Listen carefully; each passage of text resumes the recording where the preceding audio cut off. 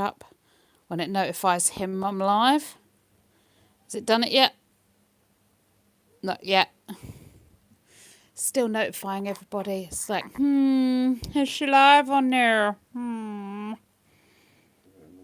Yeah, give it a little while catch up. Everybody needs a couple of minutes to be notified. Oh, there you go. Notifications are out. I am officially live. Going live on your picture, yeah? It will do, hopefully. So, how is everyone? Do you know what I've realised? I think I need to make my live space a little bit more exciting. All you've really got is that blank wall, a chair, maybe a tripod. Hi, French toast. And my little salt lamp. Hey, Kerry. Hey, Isabella. Are we off to the movies tonight, Isabella? You're in early tonight, Isabella. You're normally here a bit later. Yeah, I'm thinking of making this space a bit more like, I don't know, jazzy. What do we think? No movies tonight. Oh, what are you doing instead then? What are you up to? What are you up to, Kerry? What are you up to, French toast? What are we doing this evening? My hobby is working. It's snowing here. Ooh. Oh, your hubby's working. I was going to say hobby work. It's not too bad if you're enjoying what you're doing. Yeah, we had snow earlier. We did get some big, fat, chunky snowflakes come on through. It's all gone now, thank goodness. I hate snow. I do not want to be going there go to work tomorrow with the snow. I just don't. I'm having a lazy day today. It's been bliss. Ha ha! Kerry, same! I got the jammies on. Hang on. Oh, I got my blankie, my Christmas blankie. And I've literally stayed pretty much here all day. It's been absolutely lovely. I had a really busy one yesterday. I say a really busy one. I got some stuff done yesterday. So today, no, I'm back at work tomorrow. So I thought, I'm having a lazy day. I don't care. So I just have had a completely lazy day. I'll get back to it tomorrow. Hey, Dragon Fruit. I'm good. How are you? The snow will also be gone tomorrow. Good. I assume good. I mean, are you a snow person, Isabella? Do you like snow, or are you not a snow person? Hi, Stevie. What's the shame, Joe? What, that the snow's gone? I find it absolutely not a shame at all. You're not really. Hello. Okay. Eld. Thanks. Hi. I'm sat here listening, making... Hang on. I'm sat here listening to making whilst live is on. Oh, okay. Oh, I saw... Oh, no, that was a couple of days ago. Come up on my Facebook feed with your bake that you were making. And I got really excited. I was like, ooh, another bake's going in the oven. But no, it wasn't. It was days ago that you made it. So I'm a bit behind the times. Hey, Cade. Yes, it did say making. It said, sat here listening to making whilst the live is on. I'm guessing baking, maybe, instead of making, and it keeps auto-correcting the word. It does the same to me. Bus, it always changes to bud. No idea why. Bus is a legitimate word, but every time I write the word bus, it changes it to bud. Trying to spell the word business for my phone is an absolute nightmare. It struggles every time because it corrects bus, which obviously is the start of business, to bud, and then my phone goes, budness? What is this word you're trying to spell? And it just gives me some random jargon again. So yeah, that I hate autocorrect on phones. I did turn autocorrect off, but it turns out I can't spell for toffee, and that just means that my phone has no idea what I'm writing, and people who I write to have no idea either. Oh yeah, you're on half term, aren't you, Kerry, at the minute? Oh, yes, it's half term next week. That means I get to drive to and from work in the peace and quiet, pretty much, without mad people taking up road space. Oh, that's going to be nice. Oh, that's going to be bliss. My journey to work is going to take less time, and I'm not going to have, like, double parked cars and random people pulling out of places. And when I drive home, I won't have lemming school children trying to end up under my vehicle. I tell you what, right? Driving home in the winter before, because it's starting to get light now. About 4 o'clock, it's still light. Driving home before then was a nightmare. It would be raining, it would be dark, and all the school kids, the uniforms around here, they're all black or really dark navy blue or really dark like green colour. You can't see them kids for toffee. You can't see them at all. And they're running out in the road, they're coming through junctions on their push bikes. No lights on their push bikes either. They're just just whooshing through junctions and like, wow. It's like dodgeball but with children. It's a nightmare.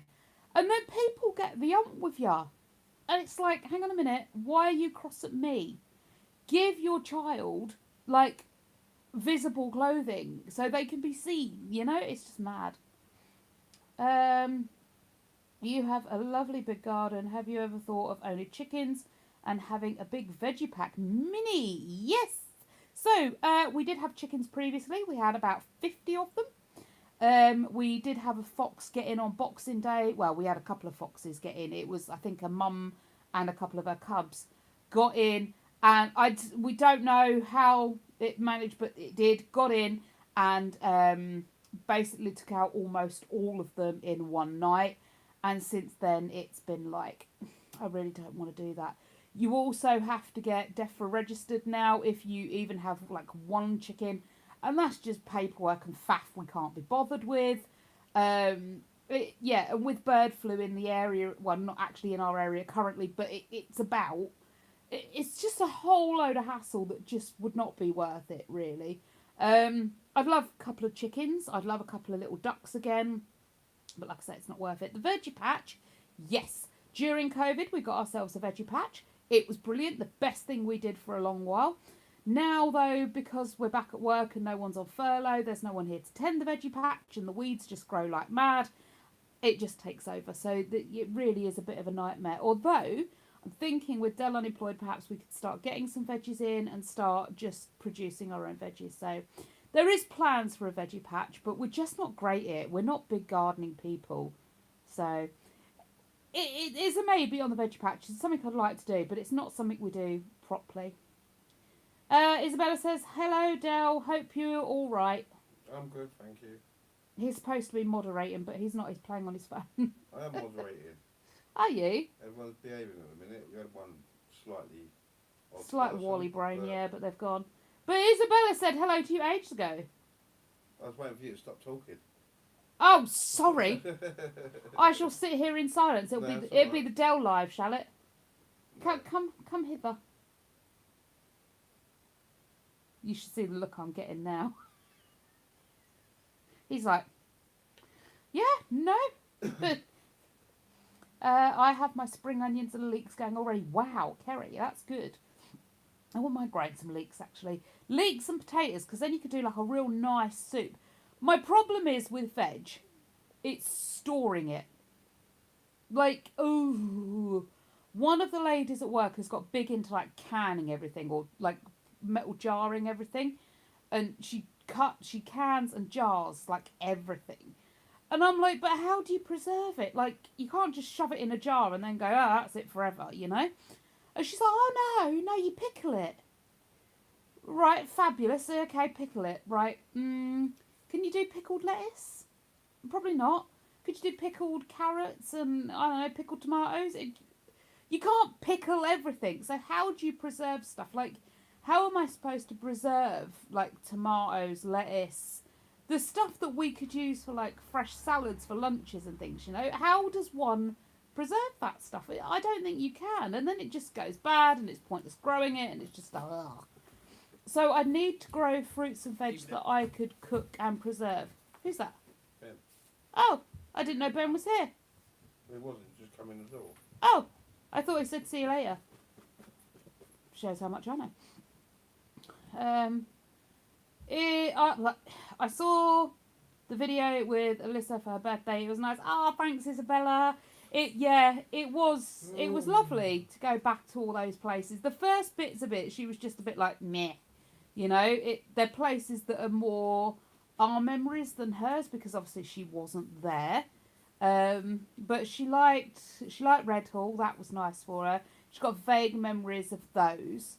And where was it? She loved Pickford Hill because she had proper memories of there. That's where Man and Lady were. Now, Man and Lady, I did explain in the video, but not overly well. Man and Lady were two ghosts that used to be in that flat with us. Now, we never saw them, but Man and Lady used to always visit Alyssa.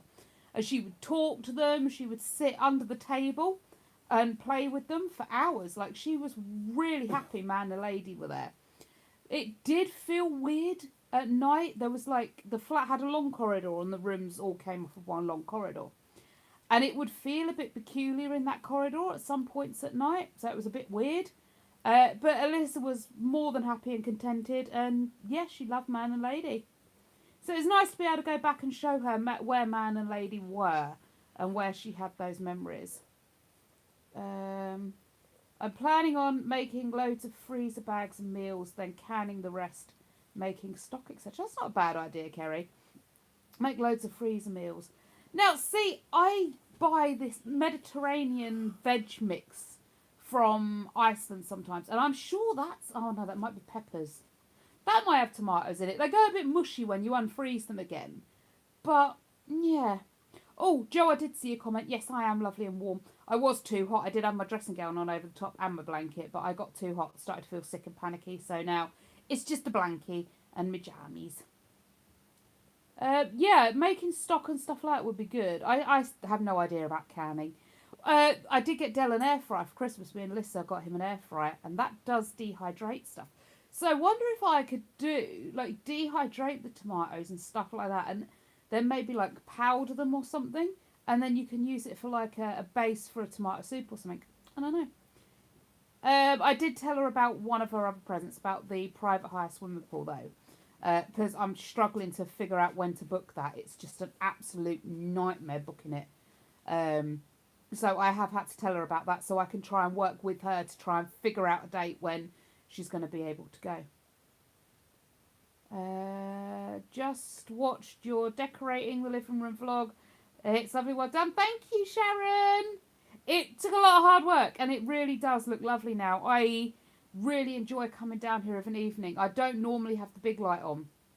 We've got a little lamp across that way, and from over my head I've got my salt lamp there.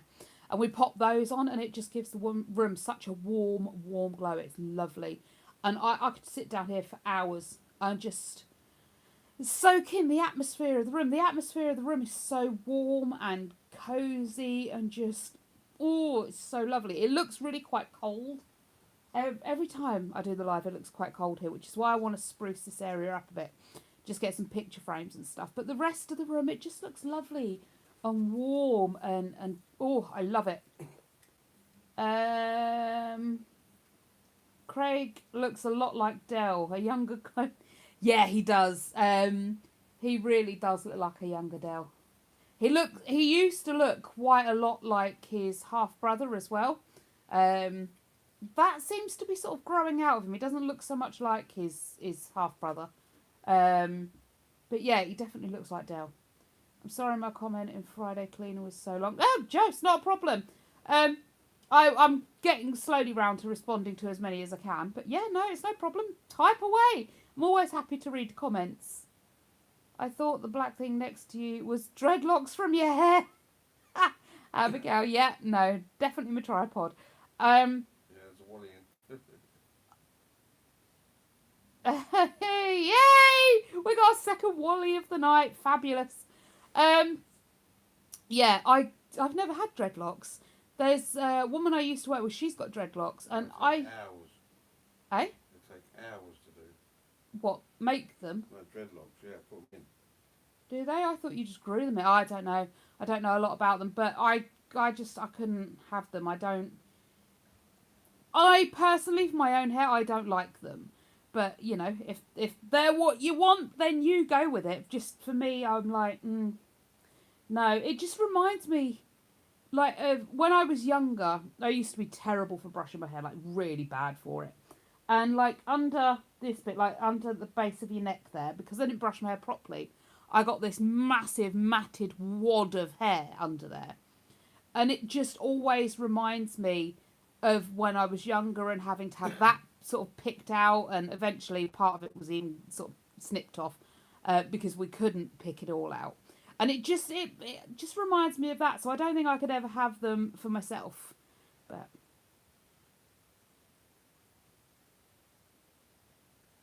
oh yay! We've got number 3 weirdo in the house, everybody. I mean, for seriousness, why? I mean, I'd love to know, what is it about putting daft comments like that that give people the yah-yahs? Like, I mean, I know it's not an adult channel, but you know we're beyond 3-year-olds, aren't we? we are, yeah. I mean, it is half time to be fair, so guys, do expect the Wallies in. They will be coming in. Yeah, now that is a party trick, isn't it, Kerry? Yeah. I mean, that's quite a talent, isn't it? Oh, and a very odd one. I mean, why? Shame he didn't stay around long enough to talk about. Oh yeah, because I kicked them out.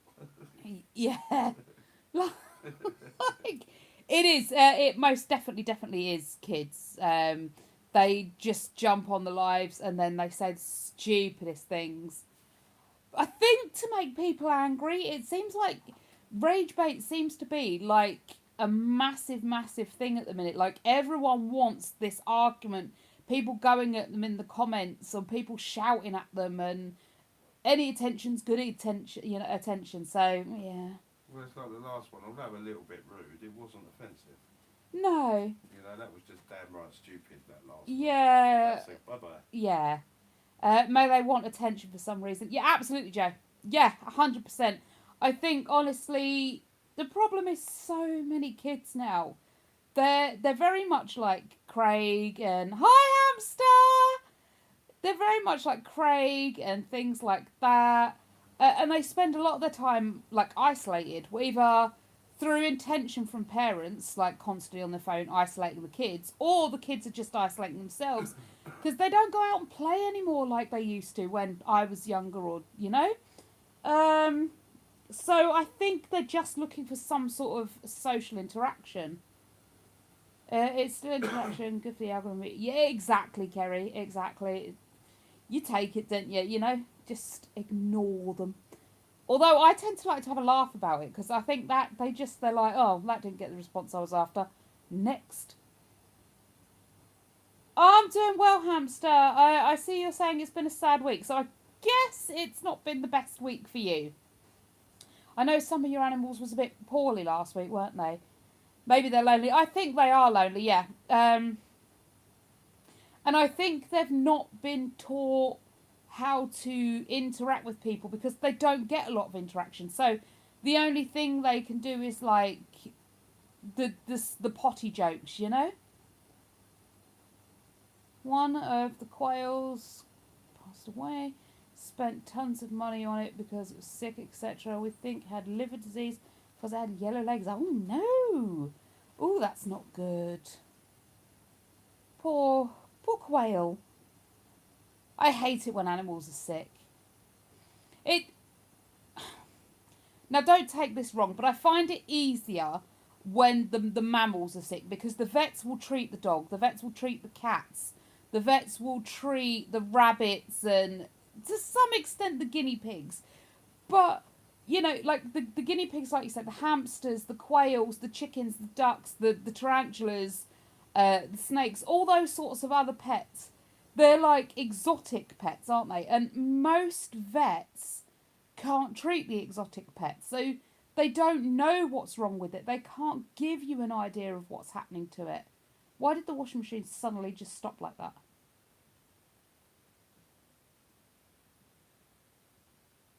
I don't like that. It was doing its thing and then it was just like, no, I'm done. Oh, there you go, it's going again. But at least, like with the dog and the cat and the rabbits, vets have got more practice treating them. So if you take it into the vets, they go, yes, it's this, we'll give them some antibiotics.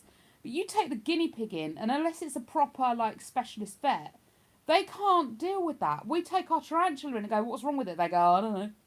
You know, and you can't fix it. It's just so hard.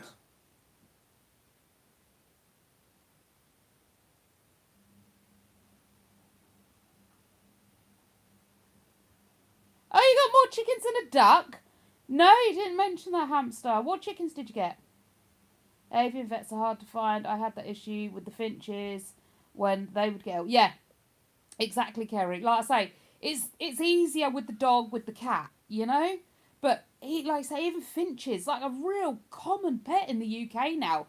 Finches, parakeets, and all that sort of thing. They're such a common pet, but you take it to a vet and they're like, well, we don't know. There's not a lot you can do for them either because you can't even anaesthetise birds properly because of the little air sacs in their lungs. You can over anaesthetise them, which is obviously a very bad thing. So they can't even anaesthetise them to run tests. So it's just a case of, oh, well, it's sick. And then you're worried about, are they suffering or are they not suffering? It's just a whole issue. 2 Plymouth chickens and a Peking duck. The duck is white with orange beak. Oh. Is it crispy Peking duck? No, it's a cute little cluck around the house Peking duck. Yeah. Just ignore him, hamster. He knows not of what he speaks. Mind you, when we started getting our chickens in, all our chickens were named after chicken dishes. Weren't they? We had Cajun, we had drumstick, we had nugget, we had korma. Even the cockerel was known as Mr. Chips. So we had chicken and chips. I had a stuffed tortoise when I was small. Jenny, a taxidermy tortoise or like a plushy teddy tortoise? Because a stuffed tortoise, you could be going either way. But one of the chickens is aggressive and pecks you. Oh no, hamster. Dale used to just grab the chicken, well, the cockerels that were like that. He used to just pick them up and hold them under his arm and then just walk around the garden with them for about 10 minutes and just be like, oh, and he'd stroke his little head. And then they'd know exactly who was boss. And the cockerels and the chickens never bothered him. Me and Craig got a fair few kicks from the cockerels. But you just got to be brave with them. Pick them up and take them for a walk. I'll never forget that cockerel. It's one of my fondest memories. Yeah. That cockerel did bring a few people down a peg or two, didn't it? It weren't scared of nobody, but like I say, it left Dell alone. But he just picked it up, used to kiss it on the head, stroke it, and then just walk around the garden with it. And it would just sit under his arms like, okay. And then he'd put it down, he'd be like, ugh, and he'd go about his business. A real one with skin. Excellent. Not a shell then. Your tortoise didn't have a shell. No, I know what you mean. I didn't know you could get what? Really erotic tortoise. Who would stuff a tortoise? I'm tempted to get rid of it because it's really aggressive. It chases around the garden when it pecks, as you can see the mouth. Yeah, hamster. Honestly, grab hold of it. Yeah, grab hold of it. Put some like protective clothes on, like a thick jumper, gloves, something like that, so it can't get at you. Watch your face, obviously, because it can peck at bits of you. And then just grab it, pick it up, and put it under your arm and just walk around with it. You might have to do it a couple of times until it gets used to the fact that you are in charge. You are numero uno.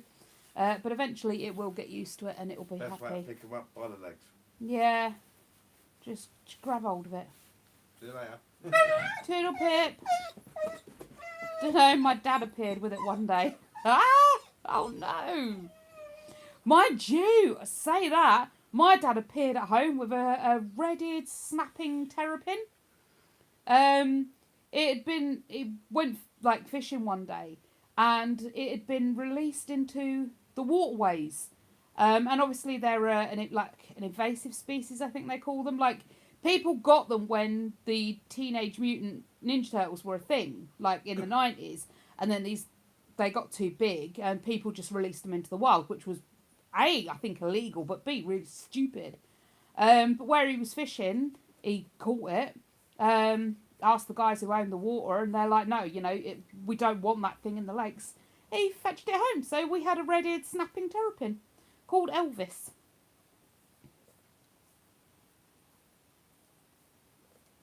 It's okay. When held and picked up, just during being picked up, or trying to do stuff in the garden. Yeah, just keep picking it up, hamster. Just keep grabbing hold of it every time you go out there. Eventually, it will learn its place. Some of them are a bit thick, and you've just got to sort of keep Some going just at push it. their luck. Some do push their luck, yeah. And you've got to be really consistent. Every time you go out there, grab it. Make that the first thing you do. Yeah, before you even put the food down, you're going to get picked up, and you're probably going to be the last one to eat. Having to move my rabbits into a shed as they keep escaping their cage. Getting no say. Oh no, hamster! This is why I don't want any more pets. You hurt your wrist as well. It's all going wrong for you, hamster, isn't it? I'd take a couple of days off and recalibrate, because that's a lot. Yeah, I'm not... I keep getting tempted to get some more spiders, but I think it's a bad idea. I keep getting tempted. I keep getting really close to buying one, and then I'm like, nah. So I keep going to the exotic pet shop and just having a look at all the tiny little creatures in there, and I'm like, oh, that one's mine, and he's called that, and that one's mine, and she's called that. And then I leave knowing full well that they're not mine and I haven't got to worry about their care. And he's got the cutest little, I don't know if it's a pug or a French bulldog or what it is, but it's the cutest little smushel thing. And I like to go around there and give that one scritches and cuddles. And then I'm like, oh, I've got a little tiny dog. And then I leave and I haven't got to worry about it. Who's that? Hey, Dawn! I'm good. How are you? Yes, no, Kerry, 100%. Like I say, I do not want any more. It creeps in occasionally. I'm like, well, if I just got one more, it wouldn't be that much different. If I just got one more, but no, I don't want any more. Don't let me get any more. And if you hear any talk about me getting more, just remind me how bad of a pet owner I am and tell me not to bother and wind my flipping neck in, because I will need it. I get so tempted. Just no, I'm not having more. Dale's under strict instruction, no more. The only thing we did consider was maybe adopting like a rescue hedgehog for the garden, because it could go in like a safe, secure area and it can eat all the slugs and pests. So that was the only consideration we had. You still want Pinky Toe? Oh, it's hard. They're really hard to look after, and they're a pain in the bottom with all the bugs as well. I want no animals, but still look at them and look really tempting to buy them. Yeah, hamster, exactly. It really is tempting, isn't it? It's like with tarantulas. If you're going to have one, you might as well have 6 or 7. Exactly, yeah. And then you can at least use a whole tub. Yeah, a whole tub of locusts.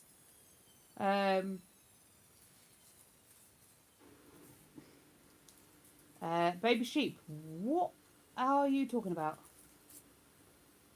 I have no idea what one of those is. I know what a goat is, though, if that helps. I keep looking, but can't have any more. I honestly, yeah, like Dale says, if you're going to have one tarantula, you may as well get a good number of tarantulas, because then it's worth buying a pot of locusts. At the minute, it costs us more to keep the locusts than it does to keep the tarantulas. So it's almost not worth it. If you're going to have one, you need many. Hey, Noah. Oh, I haven't seen you for ages. How are you doing, lovely? Welcome back. That would be probably one of my only considerations with getting more tarantulas. It just makes life so much easier. It is. I have problems with the twins I have. What twins have you got? I was looking at terrier puppies the other day. Bad Kerry, I can't be trusted. Oh, I definitely won't be getting any more mammals. That is 100%. I will not be getting any more mammals. I can promise you that much. Twin cats. Oh, mind you, I suppose if you have a litter of cats, they are twins, aren't they? And quintuplets and all that. Yeah. No, I'm not doing mammals. No more mammals. I can guarantee you that. I may, dog sit for somebody. I may cat sit for somebody in many future years. But no more mammals. If you can't go on a shelf with a heat lamp, I ain't interested. I'm just not playing that game anymore.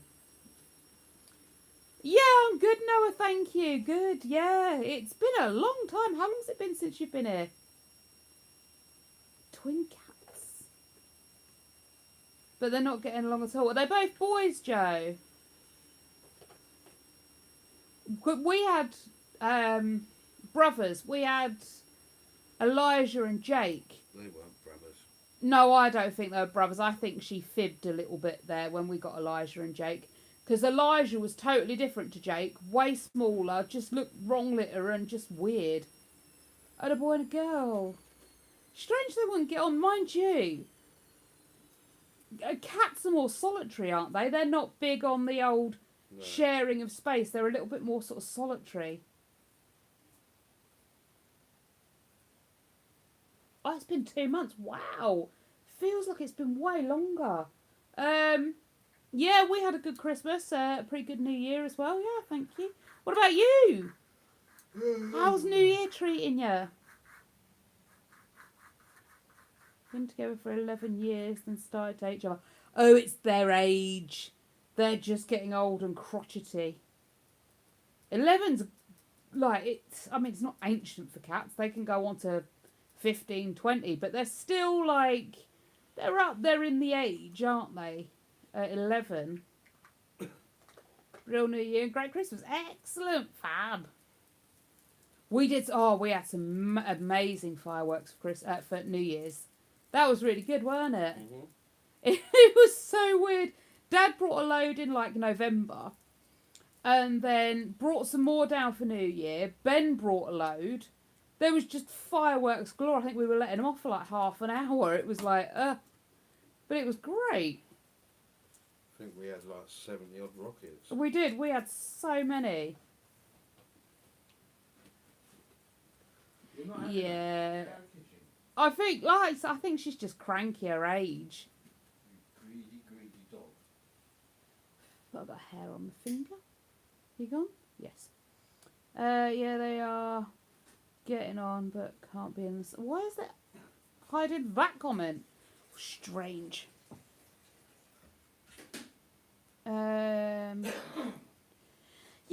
I think they're just getting cranky and old, aren't they? Poor things. But that's another downside of having mammals in your house. You can't keep them separated that easily. At least with the tarantulas, you whop a bit of perspex between them and that's it. They can't do anything about it. We are having some troubles finding a tank for Lucifer. Lucifer is, I think, he's a giant, isn't he, Lucifer? Or she? No? She's just large. She's going to be big. Just large, yeah. Yeah, so Lucifer's going to be quite a large tarantula when she gets to full size. And we're having trouble finding a tank that's going to fit her when she gets full size. She's already starting to outgrow the tank she's in. And that's her second tank since we've got her. We only had her like 2 years, 3 years. So we're going to need her full-grown tank soon, but we cannot find one for love nor money. Decca, because she's been poorly lately, we've decided just to leave her in the tank she's in until she starts getting more mobile, puts on a bit more weight, starts shedding, getting back in normal. She's fine in the tank she's in at the minute, but she still needs a bit more room and a bit more interest in her tank, so we need to upgrade them. They've also got no cross ventilation in the tanks they're in, which apparently they need. We thought they were okay with top ventilation. They're not. They need cross ventilation, so it's all just a pain in the bottom. I had lots of chocolate for Christmas. Yes, I love chocolate at Christmas. I will not be snack shamed at Christmas, I can tell you that. So, yeah, I can't remember who said that, but yeah, I agree. Eat what you like at Christmas. Need a fish tank, Joe. So, we did have them in fish tanks before. That's not great for them, apparently, because the ones we've got, they need cross ventilation. They need holes in the sides of the tank, so it can ventilate across. So you need some down like lower and some up higher, so the movement of air can go across the tank. If you've got a fish tank, it only top ventilates, and you can't then get the air circulating as well, and that can cause stagnant air and problems for them. So yeah, fish tank would be fab, but would cause issues. I don't know. I don't understand though how there's a difference between cross ventilation and top ventilation. Obviously, all the air's escaping with top ventilation anyway, so really I don't see it as making a difference, but apparently it does. full box of Celebration chocolates Christmas. That's not bad, Noah. I can't remember the amount of stuff I ate over Christmas. I was gluttonous beyond belief. It is always something that's puzzled me with Christmas, though. It's supposed to be a religious festival around Christianity, and Christianity is all about with the 7 sins and all that business. At Christmas, you seem to partake in all 7 of them. And then a couple of months later, in Easter, you stopping it all for Lent because I've been a very bad Christian. Well, then don't do it. Cardboard box or a plastic tank you can drill holes in. Yes, Joe. That's, ow, my finger has gone to sleep. Hang on, give me a sec. I'm readjusting. And there we go. Yes, so the plastic tank is something we've been considering. However, I have to make sure it's not too deep because obviously if the spiders climb the sides of the tank, they can fall and that can unalive them, which is not great. We don't want that to happen. We can drill holes inside of them, which that's not an issue, not a problem. But I need to make sure, I don't need to make sure, I want to get the clear plastic so you can see in and actually see them. They can't be too big or it stresses the spider out. They can't be too small or it stresses the spider out. So I need an 18-inch by 18-inch by 10-inch clear plastic tub that I can drill holes in. Do you think you can find one of them? No, you can't. Oh, good grief. I have been looking for ages. I have looked on spider shops. I've looked on Amazon. I've typed in the exact measurements. And do you think Amazon can find it using the exact measurements? Hell no. I want 18-inch by 18-inch by 10-inch. Please. Well, we found this box, which is 18 centimetres. Did I say centimetres? No, I said inches, didn't I, Amazon? We found a 25-inch by 30-inch.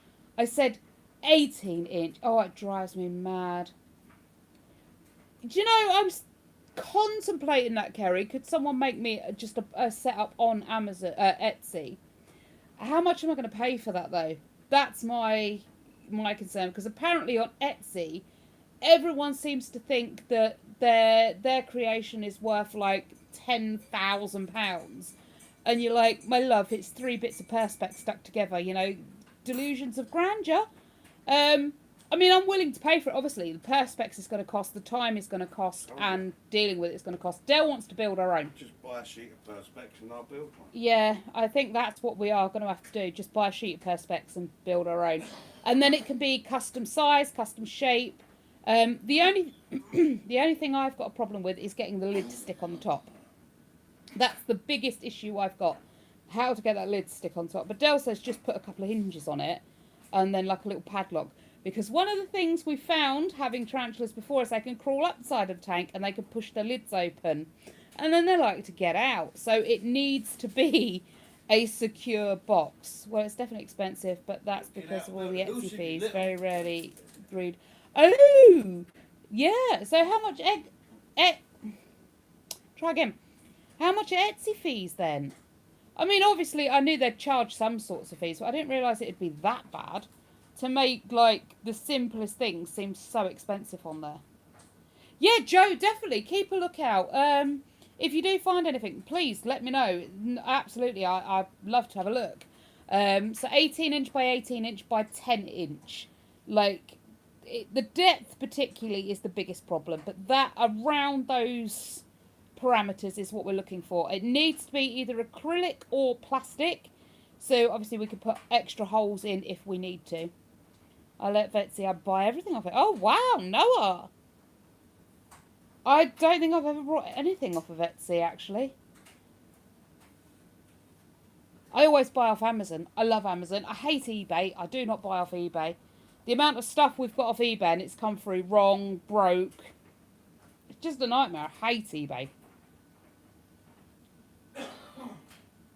I used to list my journals on there. You'd pay monthly even if they didn't sell.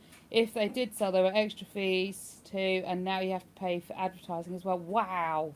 Yeah, I wouldn't bother. I would not bother. That's one of the reasons why I've not bothered with Patreon as well. The amount they charge, it's like, please, people, I'm going to have to charge like 30 quid for it to even be worth it. Now, Eh? it don't cost you nothing No. to sell. No. buyer pays that now, Yeah. like proper auctions. Mm. Pay a Which is what they percentage on top. should, yeah. So the seller, you get 100% of what you sell it for. You buy stuff off Vinted. I've never brought anything off Vinted either. I think I might have brought something off of Shein once. That's it. I always use Amazon. Always. We used that June, or whatever it's called. We bought the projector glass off of that. It come in a stupid envelope, didn't it, from China? Oh, yeah. It was broke to pieces. Does Craig live with us still? Yeah, you'd never know it, but he does. Yeah, Craig still lives with us. So does Alyssa. They're both still here. Craig's only 17, just about to turn 18, so he's definitely still here. Alyssa, well, she's 21 now.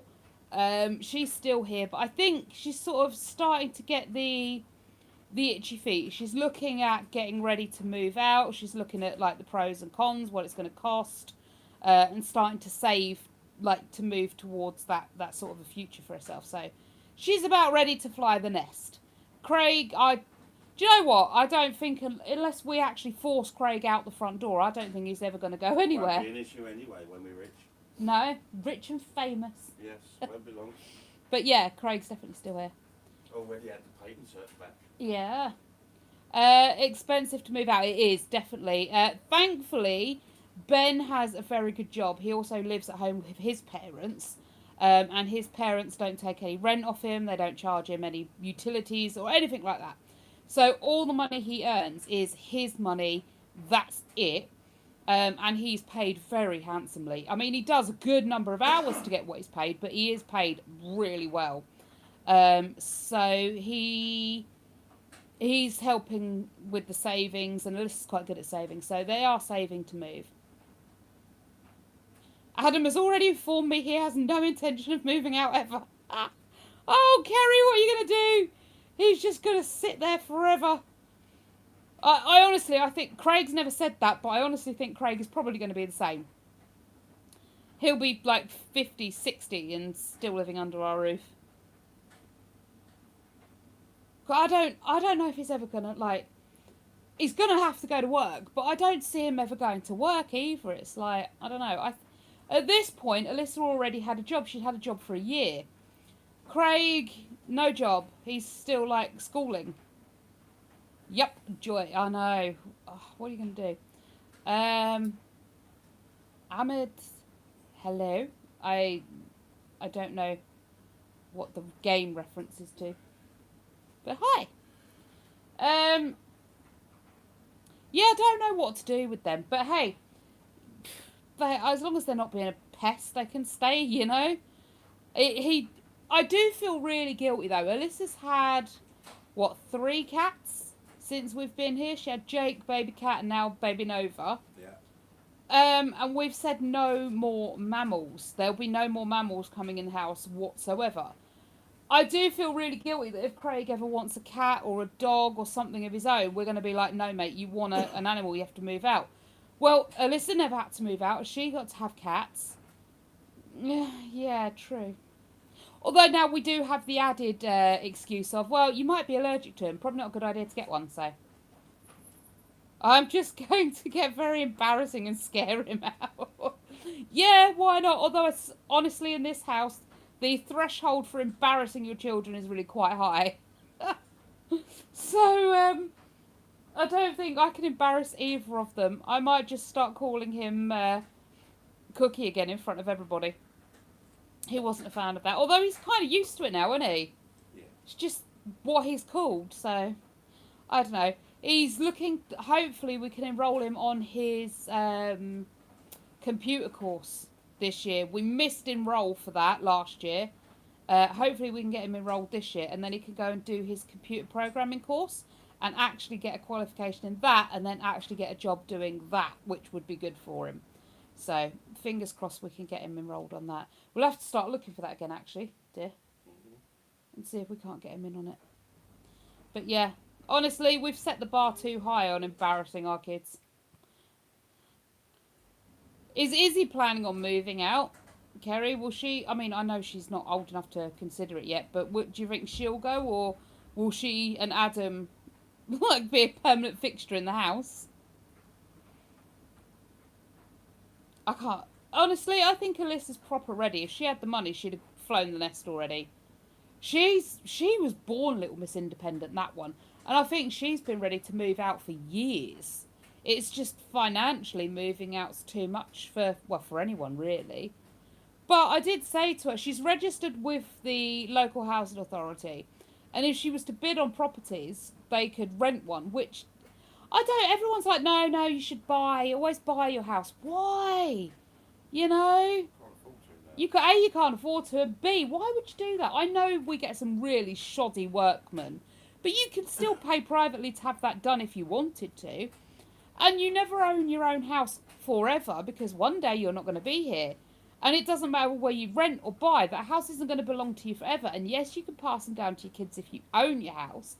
But then there's inheritance tax and all that malarkey that you've got to go through. Plus, you've normally got more than one kid, so you've got to split the house. It's just a nightmare. They're never going to keep that house because they have to divide it equally between them. You may as well rent. And if you do rent, most of the time you can pass it down to your children anyway, so it's not too problem. Yeah, she's planning on going ASP. She's planning uni. Oh, lovely. Uni sounds cool. What's she planning on studying? I think girls fly earlier than boys. I think they do, to be fair. I think boys learn very quickly that life is easier at home. They don't have to do anything unless they're forced to. And they get nice and relaxed and don't have to, like I say, do anything. But girls tend to be like, no, I can do this on my own, and off they go. I'm going on holiday to Spain in August. Lovely, Noah. Never been to Spain. It looks lovely. I was 23 when I left my parents' house. Isabella, that's not that old, is it, really? I mean, that's a good age, 23. You're not a teenager anymore. You know, you've got your wits about you, but you're still young enough to make a go of your life. I think I was 17, 18 when the doo-doo finally hit the fan and everyone scattered to the four corners of the universe. Yeah, I think I was about 18.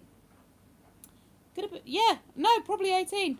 And ended up like homeless for ages, really. Sofa surfing, moving about the place, bunkered down with mates and whatever. See you later, Noah. Thank you for coming back and saying hi. Let us know how you get on in España. Oh no, Spain's in August, so we'll talk again before then, but I will see you later.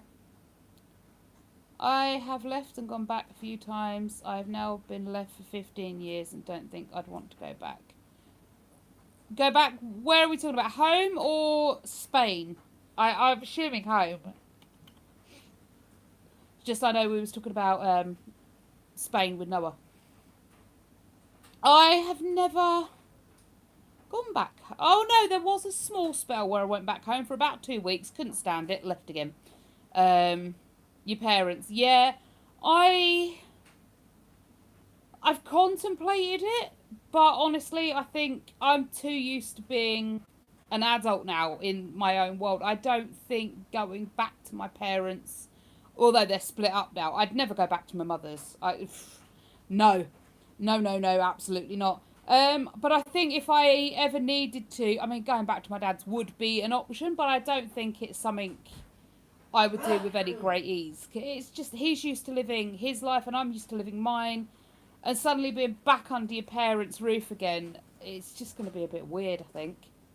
My son's 24 now and he lives on his own for more than a year. Isabella, so there's still time then. She's only 21. There's still, bless you, there's still a few years. And like I said, Ben, bless you, Ben's not good at saving. So he gives Alyssa a chunk of his money and Alyssa puts it off to one side to save. Because what they're... Did you sneeze again? No. Yeah. Because what they've decided to do, they're either going to rent or buy. They're not sure yet. But they want to get enough to put a deposit for a mortgage. Or they want enough that when they, bless you, rent a place, they are going to be able to decorate it full out, top to bottom, get all the pots, pans, and the bits they need, fully furnish it, and then they can just move in straight away rather than doing it our way and having to do the house up while you're living in it. So, yeah, renting and buying is really, really tough at the minute. Thankfully, Bless you. Our council aren't too bad. With our council or our housing association, excuse me, we work on a bidding system. And you just keep putting in bids for the houses that fit your requirements. And if you win the bid, then you win the house. And it's pretty even, it's pretty fair. It's how we got this place. We were one of 2 people that bid on it, and because our need was greater, we got the place. And we've never looked back. I moved out at 30, never been back, and wouldn't go back. Oh, Joe! I think it's nice to have a bolt hole. I think it's nice to have a place that you can run to if you really need to. But then I also think I would never want to, you know? Like, I don't know. It would just feel so uncomfortable. You'd always be trying to live a different way of life that wasn't authentically you. I'm here. This is my space. This is my home, you know? If I wake up in the middle of the night and want to watch telly, well, I'm going to come and watch something, you know? If I want to have a shower at 2 o'clock in the morning, that's what I can do. But if you go back to your parents' house, you're always sort of standing on ceremony, aren't you? Well, I can't gap, it's too early in the morning. What if I wake them up? And, you know? Not so much of an issue for my dad now, he's retired. But, yeah, I think it'd just be odd to go back to it. I really do. Like I said, I'd never go back to my mum's. Absolutely not. I don't care where I end up, I am not going back there. That is not a welcoming space to be. I think there's, I don't know, prison cells I'd probably end up in before I ended up at my mother's house. But that's never going to happen. I couldn't live with my mum. Mums seem to be awful, do they not? I'm really worried I'm going to turn into my mother. Yeah, and see, that's the thing, Isabella, isn't it? You run away from situations like that, which is good. You don't want to be there. But you have to put yourself back so far to get there. You know, you got to go back to your parents, then you've got to struggle to get housed, and it's just like, hang on a minute, why am I being penalised for leaving a bad situation? But you are. Mine, it's a good place to be with my mum. Oh, it's good to be with your mum.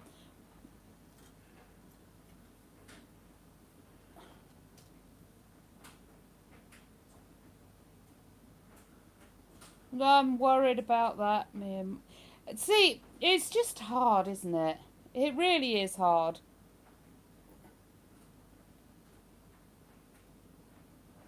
Oh, bless you, Kerry. I'll leave that one as hidden for us. Unless you want me to put it public. I'll leave that one as hidden for us. But thank you. That means a lot. It is scary thinking you're going to turn into your parents, especially when... Put that one. No, I'm keeping that for us. It's not an inappropriate comment. I'm just keeping that between us, between me and Kerry. Unless she says, no, stick it out. But no, I'm keeping that just between us. Oh, you're not good with your mum. I was wondering. You can't go back to her, but you get on really well with her. No. Yeah, it's hard, isn't it? It really is hard.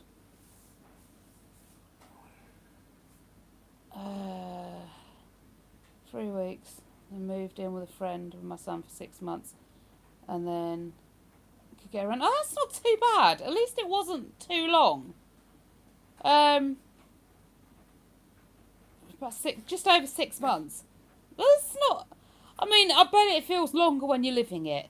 But when you look back on it, you're like, well, it's only 6 months. That wasn't too long. But I bet you felt every single minute of those 6 months. I could barely last 2 hours with it. Yeah, Joe, I hear you on that front. I hear you on that front. On the housing list over here, you could be on it 18 years and not even move a place. Yeah, exactly. Yeah, no, I hear you on that front. I think the last time I saw my mother was at my sister's wedding. She didn't realise Craig was mine. She was like, who's that little boy? And my sister's like, that's Raquel's son. And she's like, oh, really? Yes, love. And I think he was, 8, 9, 10, 11, 12. So he was about 4 at the time, 3, 4 at the time. So she never knew she even had a grandson, or that particular grandson. And yeah, I haven't seen her since. I couldn't stand being... I was polite for Kerry's wedding's sake, but I couldn't stand being in the room with her. Her new husband was nice, though. He was very polite, and he respected the boundaries. Although apparently he didn't think I was real. He didn't realise that my mum was telling the truth, and she actually had 2 daughters. And then he's like, I didn't think you were real. No, very much am. Yeah, the stories you've heard about me, they're true. I am evil incarnate, yes. But no, he was sweet. He was really lovely. I did like him. And now he's been put to suffering, so I don't know what he did in a past life, but he's certainly paying a penance for it in this one. Poor soul. My mum doesn't know what a boundary is. Oh, Joe. Yeah, that's the worst. You have to really enforce them. Honestly, I just cut all ties. I was like, no, absolutely not. I'm done. I decided no more. Really? Joe, that's horrendous. Leave me to it. Has she got a I key? nearly kicked Joe off then. As I clicked on it, it changed. Has she got a key? That's horrendous. I think if you do kick someone off, I can go back and change it. I've not managed to do it yet. But... No. I don't know how, but I would figure it out, Joe. Don't worry. If you do get booted off, I will figure out how to get you back. Oh, do you know what? You only hide them from the channel for the rest of the day. No, it blocks them.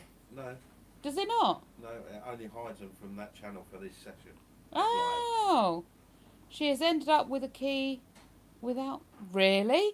Honestly, I would get some money together. I would get a locksmith and I would have them locks changed in a heartbeat. I would honestly... Go to a hardware store and do it yourself. What, change the locks? Yeah, I mean, there's probably a YouTube video that show you how to do it. It's only a couple of screws. Yeah. Also, don't see my mother a lot by my choice. She's so busy with herself, no interest in me or our family. Oh, no. Are we all related? We all got the same mother somewhere along the lines. I private rent. I can't. How's she managed to get a key if you private rent? I would talk to the landlord. I give the landlord a call and be like, look, she has a key. She isn't contributing to rent. I don't know how she's got a key, but we need to fix this because I can't have it. And I would get... Surely the landlord will let you change the locks if you asked. If you're paying for it, the landlord gets a copy of the key. Okay, fair enough. I mean, obviously you know what you're dealing with is... Joe, sorry. You know what you're dealing with. Hey, Hearty Home, I'm doing good. How are you? 9mm goes a long way to solve them problems. Yeah. So, honestly, could you put a chain? Have you got a chain lock on the door? Or one of them bolts? Been looking out for you on live for ages. Oh, Hearty, every Sunday at 6. I did have a little spell where I went off. But yeah, every Sunday at 6 I'm here. Thank you. I do love my living room. Isn't she gorgeous? Very cosy, very comfy, very welcoming. Very warm. Very, very warm. Have you put the heating on again? I think so. I don't remember you turning it back up, but I am like, ugh. I mean, I'll put it down to 18 and a half, I think. No, it's a Yale lock. But it's very cold outside. Oh, so it's So it might be kicking in. kicking in anyway. Stupid heating system. No, it's a Yale lock, so I have to lock it from the inside 24/7. Oh, Joe, I feel for you. I really do. There's got to be some way you can fix that. Yeah, it does. Yeah, it really does it gives inspiration to keep it nice. Although for some reason, Alyssa came down here earlier, put a load of coat hangers on the floor, then went and sat somewhere else and has left the coat hangers on the floor. Why, I couldn't tell you.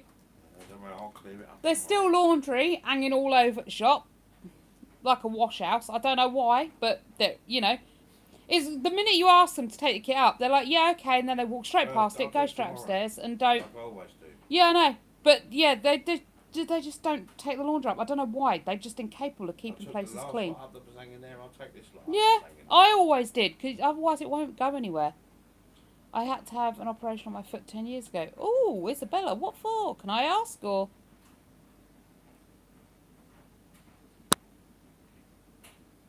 I want to get the key there. off It's her, fine. but I can't. I mean, I'm sure there's reasons why you can't, Joe. Could the police get involved perhaps and get the key back? I mean, if you want to stop all ties with her anyway, you know, asking the old Bill to go around and get your key back. You know, could you get a cease and desist against her and stay away? Ask her to help me. She said no. Oh, Isabella, that's awful. Do you celebrate Pancake Day in proper terms? Shrove Tuesday. Not particularly. Sometimes. Yeah, I mean, if we can be bothered, yeah. But I mean, you can cook them any time of the year. yeah, they're not. It's not a big thing for us. Sometimes we will, other times we won't. Although last year I did have Please, no, where's the time? maple syrup with bacon and pancakes. And oh, I want that again. That was so gorgeous. Oh, I could just yeah. Definitely slightly crispier bacon. Definitely smoked bacon. But maple bacon pancakes, oh, were heavenly. Heavenly. I swear, I don't know much about America. I've not been out there. But honestly, they have got that right. Bella! Hi, Raquel and Del. So nice to see you live. You are such a joyful, happy person that brightens up a gloomy day. Don't ever change. Thank you, Bella. I shall not. Well, I say I shall not. I'll try. I'm not always bright and cheery. Sometimes I'm very mardy and miserable. It comes and goes in phases. I did a members live the other week, or a couple of weeks ago, and honestly, it was about 15 minutes of me sitting on camera going, I just can't be bothered. I don't want to. I can't anymore. I'm just, I can't, you know? And then about 15 minutes after, I was just like, right, well, I'm done. Ta! And I ended the live, and that was the end of that. I couldn't muster up the energy to be anything other than alive that day. That was all I was willing to do. I was willing to keep breathing in and out, and that was about my limit for that day. I really hit a low. But my moods come and go, so shouldn't be long before normal service is resumed.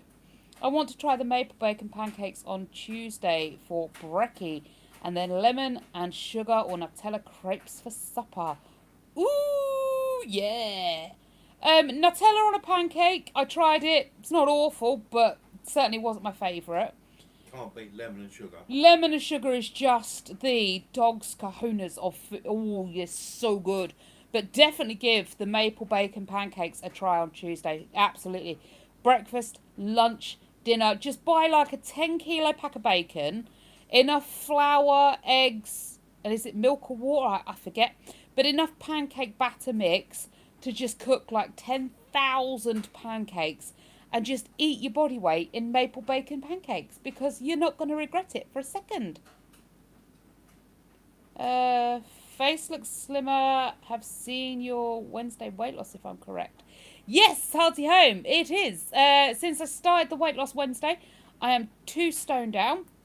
I've hit a little bit of a snag, a little bit of a bump. I don't seem... Just before Christmas, I got down to 15 stone 13, which was the lowest I've been for quite a long time. Over Christmas, I put back on 4 pounds, and I really cannot get back below 16 stone now. I'm really, really struggling and finding it so hard. I'm going to be hopefully ringing the doctors back and asking if there's some sort of eating addiction specialist they can refer me to, or something, because I need more help. Something is mentally blocking me from doing this properly. Like today, Dale went to the shop. I got him to get me 2 packs of like non-chocolate sweets and 2 packs of chocolate sweets, and he did. I ate the 2 packs of, like, he got me jelly beans and jelly babies. I ate 2 packs of jelly beans and jelly babies in about an hour, 2 hours. I have had raging indigestion all day since about 12 o'clock, proper like, oh. But decided on top of that, perhaps I should just have the chocolate covered honeycomb he got me, and the chocolate buttons on top of my chicken nuggets and chips for dinner. So even though I'm in pain, I feel viciously sick and awful, like panicky hot from the sugar high. I'm still eating sugar. Something is not right. You shouldn't be feeling ill and still consuming food that is making you that way. So I need help. But I did manage to get 2 stone off before I and hit a wall. So hopefully the doctors can give me some form of help, or I just have to figure it out myself. But I don't think I'm going to be capable of doing that. So, hi, I love your accent. Thank you, Andrea. Yes, traditional lemon sugar, or maybe we just old. Hearty. Perhaps we are indeed just old school. No, it's just because that's the best pancake. It is the best pancake, and there's nothing wrong with old school. Sweet and sour, isn't it, basically? It is. Nice bit of sugar, nice bit of lemon. Lemon first, then the sugar to stop, so the lemon doesn't wash all the sugar off. Yep. And then just devour that down. In fact, in all honesty, when is Pancake Day, people? February, isn't it? I have no idea. When is Pancake Day? Someone will know and will let me know. Maybe I should cook some pancakes. But then, see, again, right? I've got November, my birthday. I've got December with Christmas. January is New Year's. February is Alyssa's birthday. March is Craig and Dell's birthday. Then you've got Pancake Day as well in February or March. You've got Mother's Day in February, March. You've got Easter. Like, literally, from the start of November through the way until April, it is just a gorge fest of eating junk. It's phenomenally ridiculous. It's Tuesday. Do a cook with me.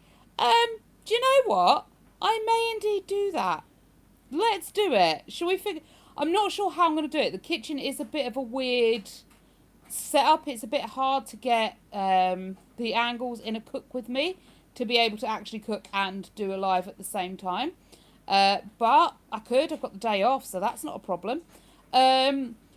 Also, I do have to worry about a certain adult in the house who, every time the camera goes on, acts like a child and says things he shouldn't.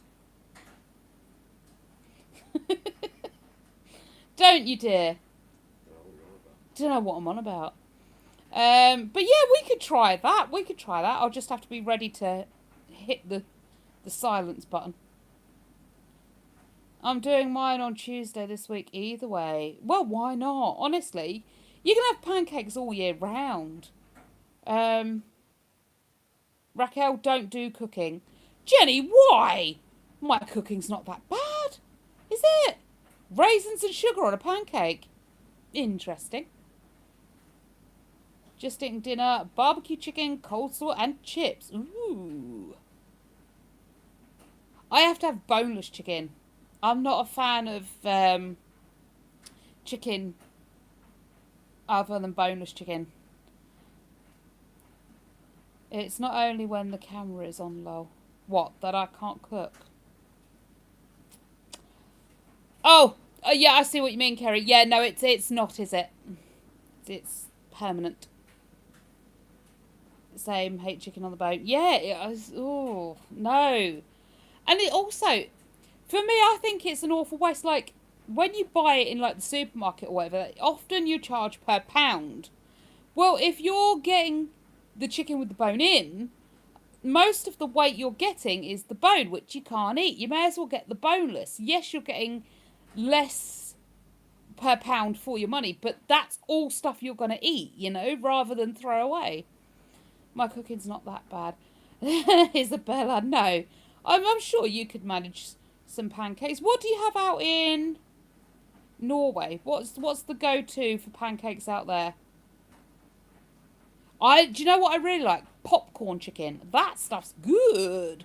I got food poisoning last time I had bone chicken. Yeah. It seems to be more common with the bone-in chicken to get that. Mind you, the one time I got food poisoning from chicken, it was from a chicken roll. But I don't know if that had originally been bone-in and they'd sort of taken it off and made the chicken roll with that. But the only other time I got food poisoning was for a prawn. Go away, midges. Little tiny flies everywhere. Prawn korma. Oh, did that make me ill? Yep, I say same. Chicken thighs are not frugal in long run due to weight. I can't do chicken thigh. Oh, that meat is horrible. I am not a fan of that in the slightest. It's like greasy. I can't do chicken thighs. I can't do chicken wings either. What is the point of that? Someone tell me the point of a chicken wing, please. Like, what? There's no meat on it. There's no meat on it. It's like, oh, God, I can't even begin to just... No. No. I have loads of them flies as well. They're everywhere. The minute you open the back door, swarm by. We've had snow today. They shouldn't be about. They should be frozen somewhere. But no, the minute you open the back door on it, dear, Yes. in come the little fly. And they look like mosquitoes, so you're constantly like, oh, get away. And it's not a mosquito. It's just some random fly. Yes, indeed. That is the best part of a chicken, Jenny. It's good. Very good. There's nothing, there's no bone in it, there's no gristle, it's just a nice piece of meat. I like that. I don't mind lamb. Lamb's a good meat, isn't it? I must admit though, gammon is my favourite. Do love a bit of gammon. Started getting blue bottles here, never seen them so early. Yeah, Kerry! Freaky thing, isn't it? We've had some blue bottles about that I've noticed, and I don't know about you, but they're big this year. They are chunky. I've not had snow since January. Joe! Oh, whereabouts are you? We got snow here in Lincolnshire today. Started about 9ish, something like that. Yeah, and it's finished about 1. Big, fat, chunky snow. And it proper settled, and now the rain's coming. Well, I say the rain's come. It's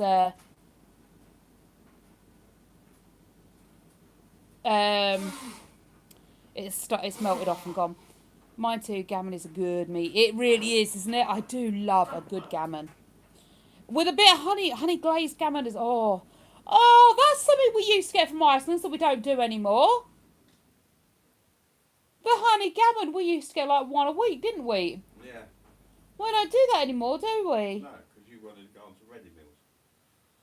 I did. Your portions and all that nonsense. Yeah, portion control. Yeah. Yeah, doesn't seem to be helping though at the minute because I eat round the meals anyway. You're such an awkward sod anyway, when it comes to dinners. I know. That's why we had to switch the menus around, because we were running out of stuff I could cook for everybody. Because, I won't eat that. I'll have a bit of bone in that, even though it's meat. Go figure. Well, it's not my fault. I can't help But yeah, it. that's why we changed everything, because Well, the gammon we were joint. running out of stuff that I could cook. The gammon joint never had bone in it though, did it? Eventually you'd have found a bit. Well, yeah, I probably would have done, and then I'd never be able to eat it again, and that would ruin Exactly. gammon for me. Exactly my point. Well, it's not my fault. They should take more care when they prepare food. Well, maybe one day they'll invent animals without bones. I mean, Maybe they will look weird. there's jellyfish. Why can't I eat jellyfish? We had mosquitoes kicking around. Oh, bonsai garden. Oh, hearty. I hate mosquitoes. If I get nibbled on by a mosquito, the swelling. I've got that skeet syndrome. Oh, I proper react to mosquito bites. It's horrendous. They must have been like huge pterodactyls in the bonsai garden. Oh, yes, Joe, I remember where you are. Yes, I remember. They still ain't finished that flipping roundabout, have they? Ooh. I was talking to Dad about it the other day. He knows all about what they're planning on doing. When you said about it, I was trying for ages to picture in my head what they were doing. And then I spoke to Dad about it, and he explained it in a bit more detail, about 8 times. And then I finally realised what they're doing. So you won't have to stop at a roundabout for the A1. You'll just keep whoosh through. which would be nice because then it'll make the A1 flow. But 2027, I mean, come on, it doesn't take that long, does it? We ain't had snow at all. Please send me some. Jenny. Oh, no, you need to go down the country. It's on its way. It's on its way. Slow cooker, honey, and apple gammon just falls apart. Oh, Kerry, that sounds good. It's right on its way. Why? Is it back here? No, it's going that way across the country. It's not going down the country, it's going across it. Well, I've pushed it, so it's going to go down a little bit too. Okay. I've pushed it down. We can get snow in Islington, we don't better. Measure 100 grams of meat on the meal. Yeah, see, that I did start like weighing my food and calorie counting and all that. But A, that is not something I'm going to be doing long term. B, it means there's two of us in the kitchen, one cooking food, one weighing it and being... They don't do sweets in 100-gram bags. They do sweets in 100-gram bags, thank you very much. But, yeah, there's always going to be two of us in the kitchen and that just takes up space. And 3, I think, like, kind of being in the way and trying to... Like, if you do a pasta bake, Del mixes it all together... Then I've got to weigh it out. Well, I don't know how much sauce I'm getting, so I can't weigh like 100 grams of the sauce to 100 grams of pasta. It's just a pain in the bottom that I'd rather not have. How are the spiders doing? Hearty. So, Lucifer, she's doing really well. We found out she was a girl, not a boy. So now we've kept her with Lucifer. Decca, the other tarantula, she got really quite sick, didn't she? Spoke to a lady at work who is pretty much like a tarantula expert, and she said to pre-do a mealworm. So we got some Mario worms, and I one of them, and made it juicy, and then we put it right underneath her little face, and we left it there for a little while. A few hours later, came to find she's actually hom nom nomming, which was great. It's the first time she's eaten since like August time, start of August. Got a little water dish and popped that right under her face as well. And I think she drank, but how do you know? Yesterday, I gave her another Mario worm, and she didn't take that to start with. So I put it right underneath her face, and I just touched her as I was taking the tongs out. I just touched her and she freaked out and all her arms and legs moved. And she jumped straight on the Mario worm and hom nom nommed it. So she's looking good. She's moving a lot better. She's not quite got her coordination back yet, but she's less, like, she's more in control. So what we think she had was DKS or dehydration, and it caused her legs not to move properly. She kind of looked like she was having like an epileptic seizure. Every time she tried to walk, everything moved all at once and in the wrong way. Now she just looks like she's very unsteady. It looks like Bambi learning to walk. She's just very unsteady. But she certainly was on her food like lightning. So I'm hoping in the next couple of days we can put a locust in for her. And she can take that. Oh, yay, Hearty! I'm pleased to hear your son passed his theory. Not sure that's why. It's going to take him forever.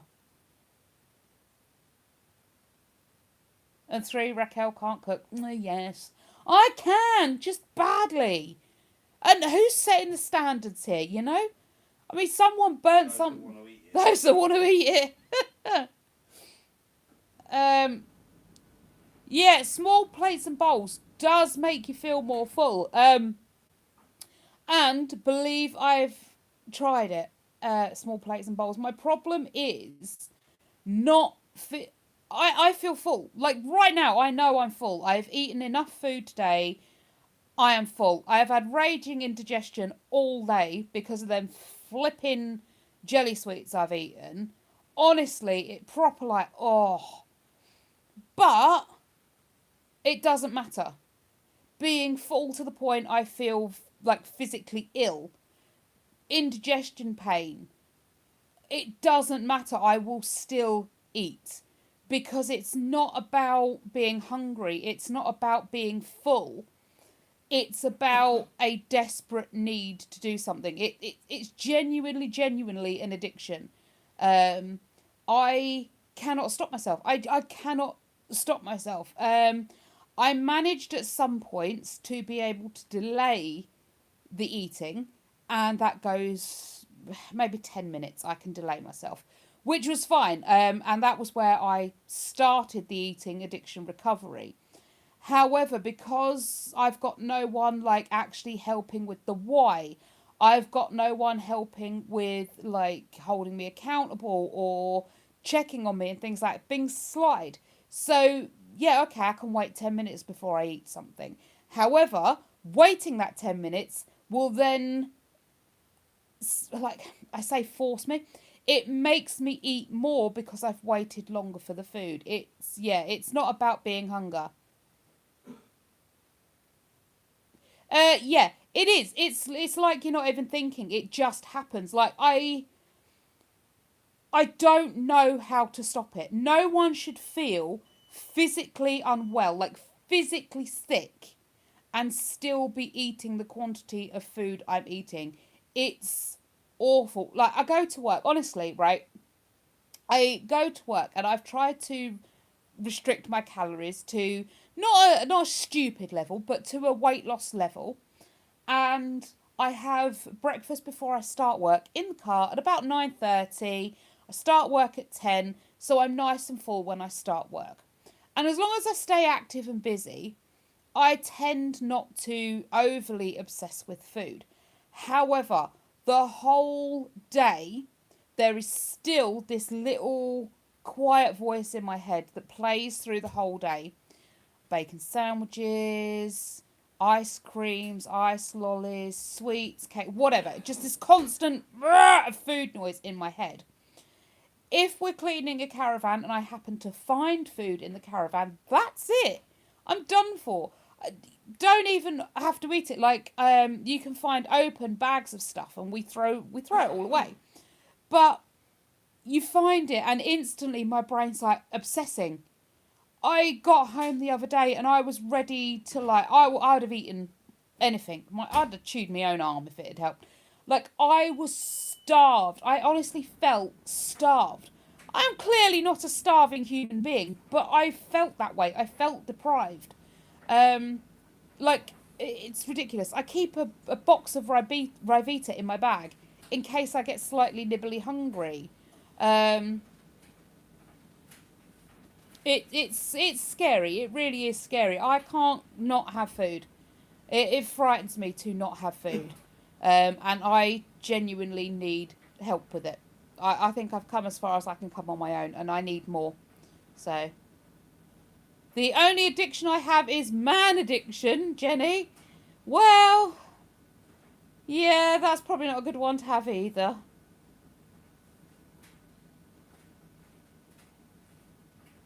I don't even know where to go with that one. My brain's literally gone, it's just vacated the premises. Oh, I think any addiction's bad. I think any addiction of any level, you know?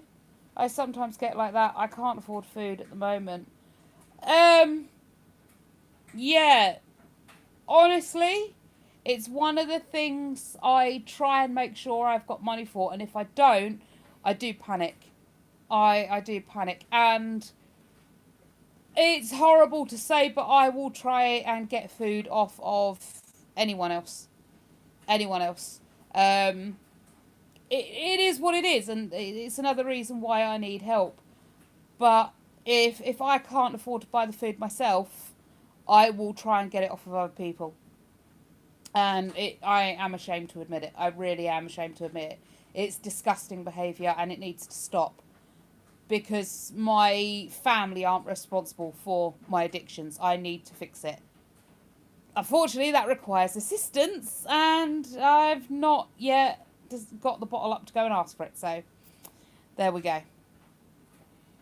Can't get food until the end of the month. Oh, Joe, that's awful.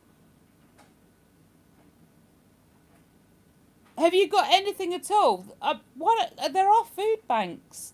It's horrendous to have to go to one, but at least you can have something in your cupboard.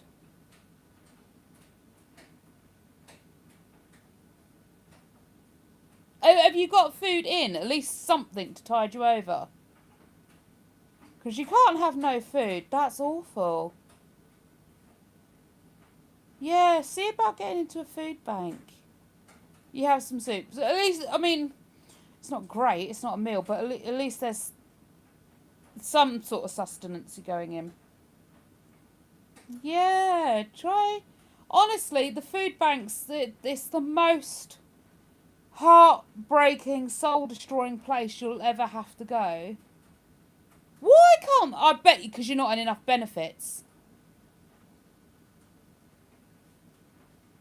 The job centre, yeah. Honestly, the job centre don't want to know unless you've got, you know, certain criteria. They don't want to know. You have to be on all the benefits they offer, and then they'll give you more and more help. You just need a little bit of help to tide you over, and they're like, absolutely not. No, you don't fit the criteria. Yeah, do try the GPs. My local one I have to pay for. You have to pay for a food bank. That's ridiculous. Absolutely ridiculous. Yeah, try it. Honestly, like Harty says, try the GP surgery. See if they can't refer you. Because that's ridiculous.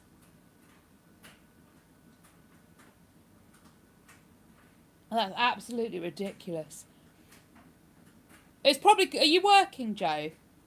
Don't answer questions if you don't want to, but are you working? Because that, a lot of the time, like I say, if you're not fully on the benefit system, the job centre won't give you a helping hand.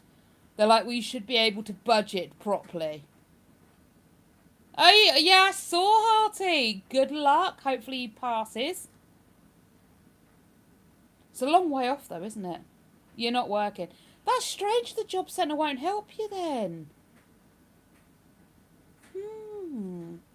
Yeah, give the GPs a go, Joe. It can't hurt, can it? They may say no.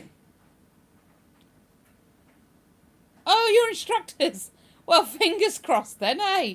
Be a bit shameful if he does fail. You'll have to ground him for not listening to you.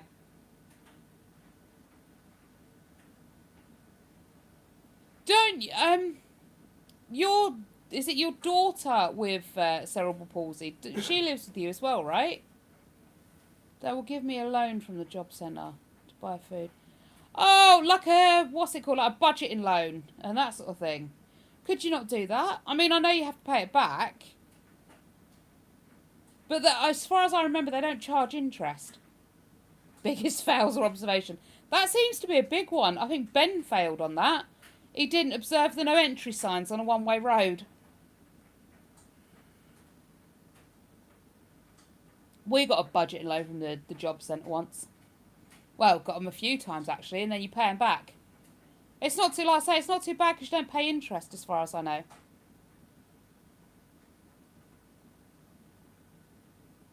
XVR or VAR.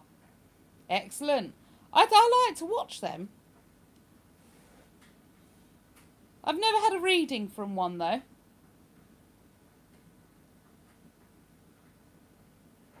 I mean, normally, Joe, they can set it so they'll look at the budget with you and what you can and can't afford, and then they will figure it out. The only problem is with getting a loan is, obviously, if you're already in financial difficulties, if each month suddenly you've got to pay the loan back as well, each month you're going to be in financial difficulties, which means each month you're going to need to get another loan to be able to pay for food, to get another loan to pay for food, and it's just this vicious circle. Ooh, fun! I'll video call you later, Kerry. You can do a tarot card reading for me. Or just do one for me now. See what happens. Yeah, they're especially speed limits. Very not familiar with for a taste. Yeah, that one gets a lot of people. Some of those speed limit signs are really hard to see. They hide them behind trees and all sorts of things. It is, yeah, it is Peter to pay Paul, you know? It's really difficult. Budgeting is just so hard these days. They've made it almost impossible to survive. It really is.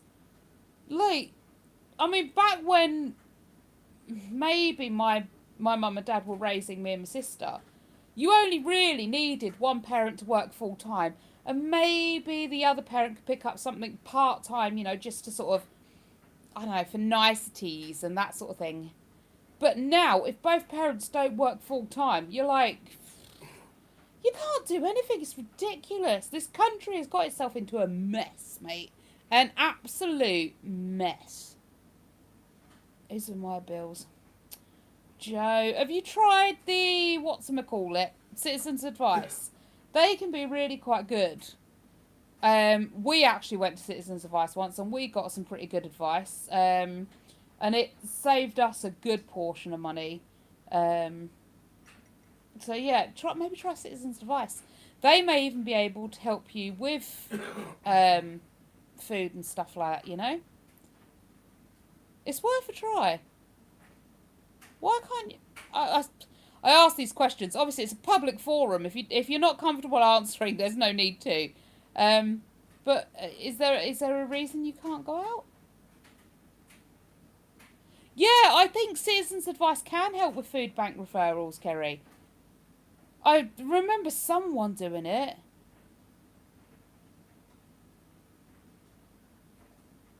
I will soon, but ours isn't open all the time. Yeah, that's the problem. Citizens Advice, I think, is manned by volunteers. So, obviously, you're limited by what the volunteers will do. But, oh, hopefully you get sorted soon, Joe. It's horrendous. It really is bad not having what you need to get going. Raquel, I know families on the threshold by like £100 for the year and they don't get free school meals for kids due to it. It's completely wrong. Yeah, exactly. Yeah, I mean, literally, people are walking the breadline and they're not getting the help and support they need to stay afloat. Like, even little luxuries, there's not them anymore. And people are wondering why rates of depression are so high. It's because none of us can afford to do anything other than work and sleep. You're literally paying to keep the fat cats happy, you know? You pay your tax. Well, that's the fat cats happy. Excellent. What about us? You know, we're here just to keep them financially afloat and them financially stable. I mean, there's ways and means. And I think... I don't know what I think. I think it's just an epic disaster. Everything is. I also don't have kids, so I don't get loads because of it. Ah, okay, yeah. They're not as interested, are they, in helping you out? You might be an adult that's paid into the system for 90% of it, or 100% of your adult life. But when you turn to them for help, I'm sorry, you don't fit the criteria. Yeah, it's all or nothing with them. They're not interested in helping just a little bit. You know? Like, I think, a few years back, me and Dale ended up unemployed both at the same time. Went on to benefits. It was job seekers allowance at the time. And as part of job seekers allowance, they give you housing benefit. Fabulous. We were only unemployed for a couple of months, and then we were back employed, blah, blah, blah. Then we got a bill at the end of the year to pay back the housing benefit because we'd earned enough throughout the year to pay for the rent that we hadn't paid while we were unemployed. I'm like, what? But if I'd have said to them, hi, we're not paying rent this month, we're going to start paying rent again once we get paid, they'd have been like, you can't do that. Well, hang on a minute, if I can't put my rent on hold, why are you back paying me rent? You know? It's ridiculous. We claimed housing benefit for that portion of time. We paid rent with that housing benefit. We didn't know in the future we were going to earn enough to pay our rent and the rest of our bills that you'd want that chunk back. It's like, what? We paid our rent. Not been on benefits. I've been lucky. Touch wood. Yeah, it's a nightmare. It's my goal this year to get off uni credit. I hate the trap. It really is difficult. Like, because of the way you get paid uni credit and that, it is difficult to get out of it. Advice if give, though. I know patronising really important no matter what circumstances. Try to budget as best you can. Yeah, Joe. Hearty, obviously, budgeting is really important, but at the end of the day, if there's not enough money to go round, you can't budget. And I did see there was some guy on one of the reels I was watching. He was saying, like, buying in bulk is fantastic for money saving, you know? But if you can't afford to buy the bulk, then you have to keep buying individually, which costs you money, which means you can never save to afford the bulk to save you money. He was saying about when he first moved into his place, he didn't have a washing machine or dryer.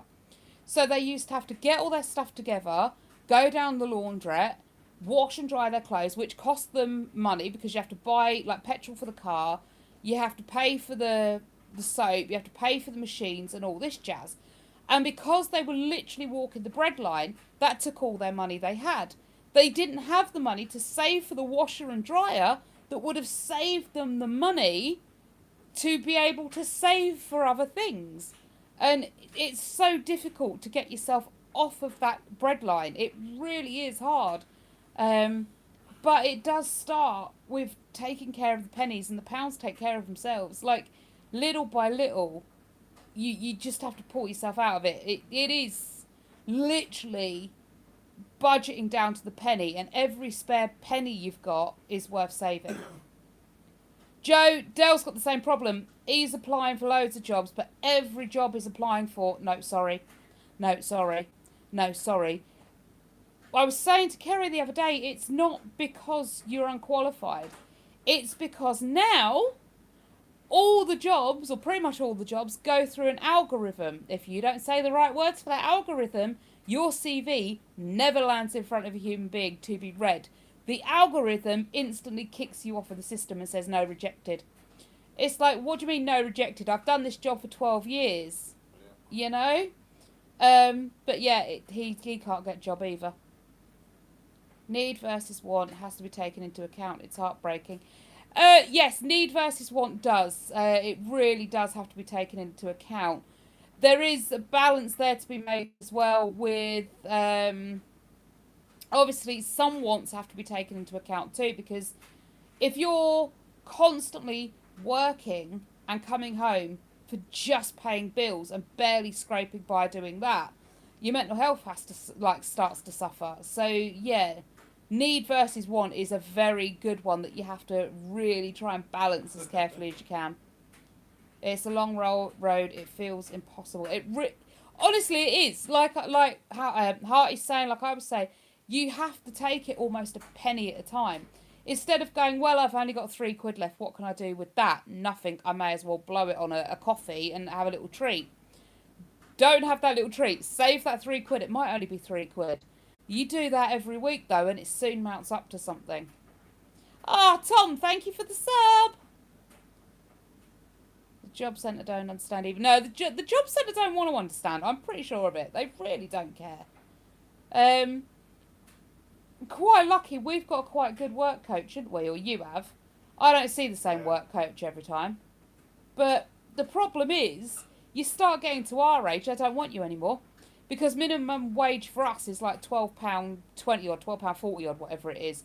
Minimum wage for some 16, 17-year-old is a lot lower. You can also get the apprentices where you pay even lower still. So employing an adult is really not economically sound for your business when you can get the same level of work out of a younger person for less money. What's your best advice for keeping in budget? Honestly, take care of the pennies, the pounds take care of themselves. That is my best advice for keeping in a budget. Also, realistic. Make it realistic. I find allowing a small amount of wants on top of the needs is a must. Because otherwise, I find you over-restrict yourself. It's the same with dieting, although I'm no great expert on that, clearly. But if you over-restrict yourself, what you find happens is you have a binge.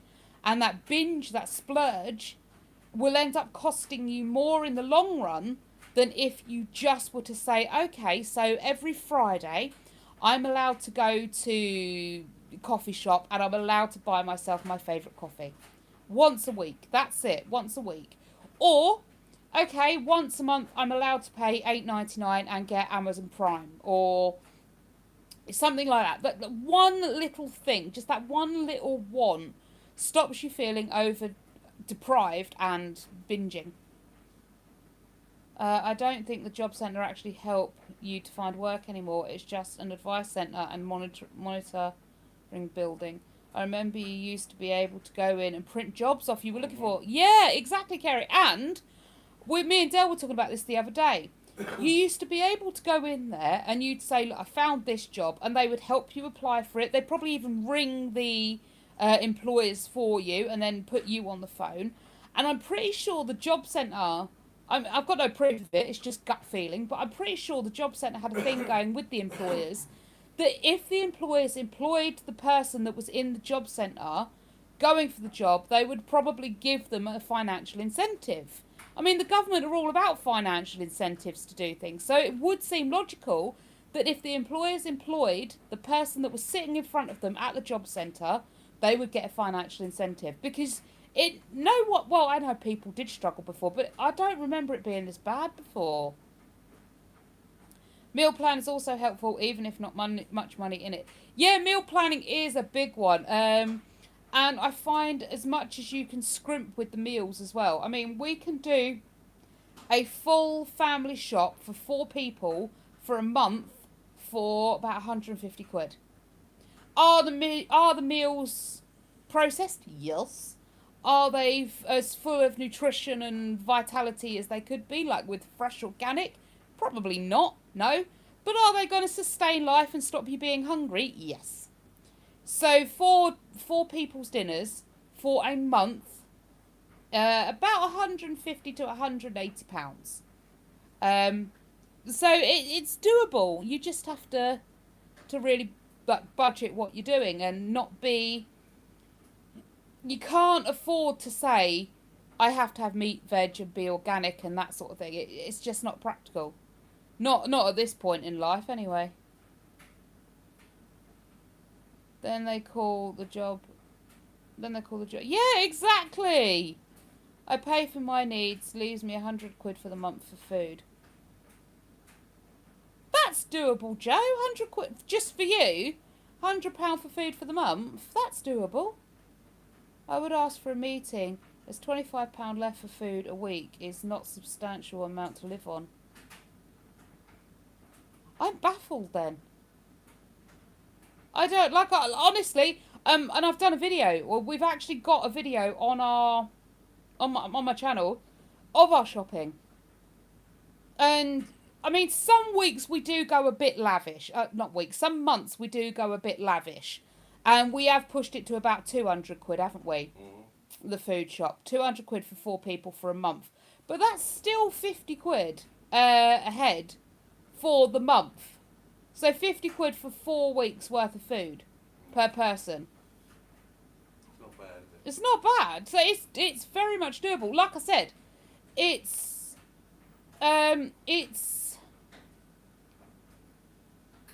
is doable. You're not going to be living the best life. You're not going to have, like I say, organic farm fresh food. You're not. You're going to be eating chicken nuggets and chips, but you're going to eat food.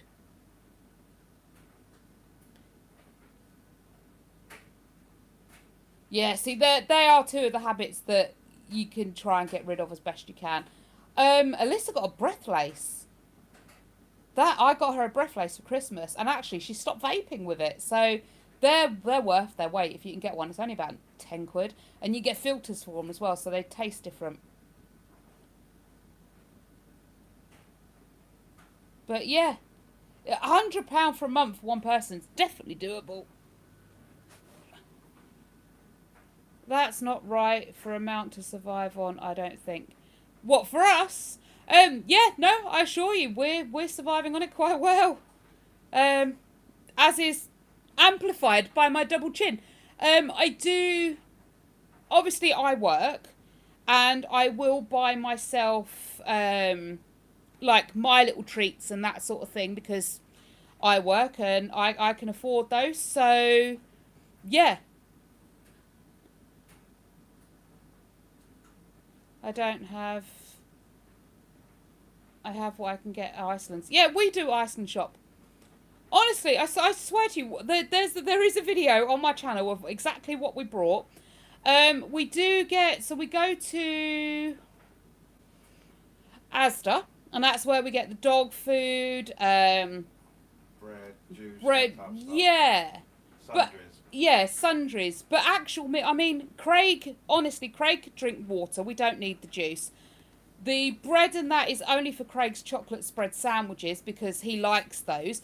But otherwise, he could go without chocolate spread sandwiches. Yeah, honestly, I promise you, we spent between 150 and on a occasion when we've splurged, £200 on a food shop for meals in Iceland once a month. Yeah, if you're including the bread and milk and the butter, which really is the only stuff we get from Asda, you are looking up to the £200 mark. But that's, like I say, that's still for a family of 4 for a month. And that does our lunches, that does our dinners. Have you looked at the app? Oh yeah, I think it's called. Or the Too Good To Go bags. Yes, Too Good To Go bags are pretty good. I mean, like you say, you're not going to be living the life of Riley with food. You're not. But you're going to be surviving. I think Iceland's is good if you have a family, not for individuals. You have to remember, can't buy fruit or veg individually, which costs £2, but bulk. I only have a small freezer. So yeah, if you only have, I mean, there's tins. They do tin stuff, but yeah, with the small freezer, I mean, if there's only one of you, they do their meals. They're ready meals. They're meals for one. They're only £1 each. So in all honesty, there's 31 days, a maximum of 31 days in a month, right? If you were to buy 31 ready meals, you're not going to be having a great time of it, but you're still going to be eating, and that's going to cost you £31. If you buy one for breakfast, one for lunch, and one for dinner, that's £62, and you fed yourself for a month, lunch and dinner. And it's edible, isn't it? And it's edible, yeah. Like I said, you're not going to be living the life of Riley. You're not going to be singing Uptown Girl, dancing in the street, and looking like some bodybuilding physique. You're just not. Are you going to survive the month? Yes. You know, and that's £62 for the month. Lunch and dinner. I know a small freezer is a pain, but if you can regularly stop past Iceland's, then you can grab 2 or 3 meals at a time and just regularly top up with that. Although I hate food shopping, much prefer shopping for a man. Oh, Jenny.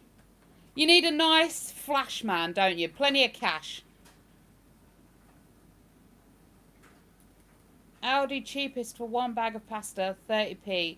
Tin of tomatoes, 30p. You can make many meals as Iceland. Fab as a family, I know. But Aldi will work out cheaper if only you. I mean, there is that, yeah. You get a bag of pasta. I mean, one of the things we did.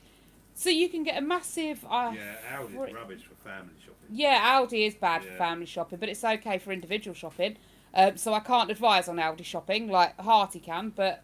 I mean, you can buy from Asda massive bag of dried pasta and then tins of pasta sauce. Yeah, £3.50 for a massive bag of dried pasta and then pasta sauces. So if you've not got the freezer space, whoop it all in the cupboard. Even if you just have pasta, you know, maybe pasta with a bit of grated cheese or just plain pasta. Again, not going to be living the life of Riley, but food is food. Make your own pasta, it's even cheaper. Yeah, you could. Flour and water, isn't it? You could make your own pasta. I won't be trying that because, wow, I want to eat. I would just sit there with a bag of flour and some cold water, mix it together and just eat that because I'm sorry. I can't cook pasta. You just make it into shapes and boil it. I know, but I would just ruin it all. I promise you. There's a few channels on here that do super low budget shops for the week. I'm not suggesting you do a £5 a week or anything, but they're good ideas. Yeah, I love those channels. I love those channels. I really do. I want to try that. I do want to try their £5 a week, but I do love a good budget challenge.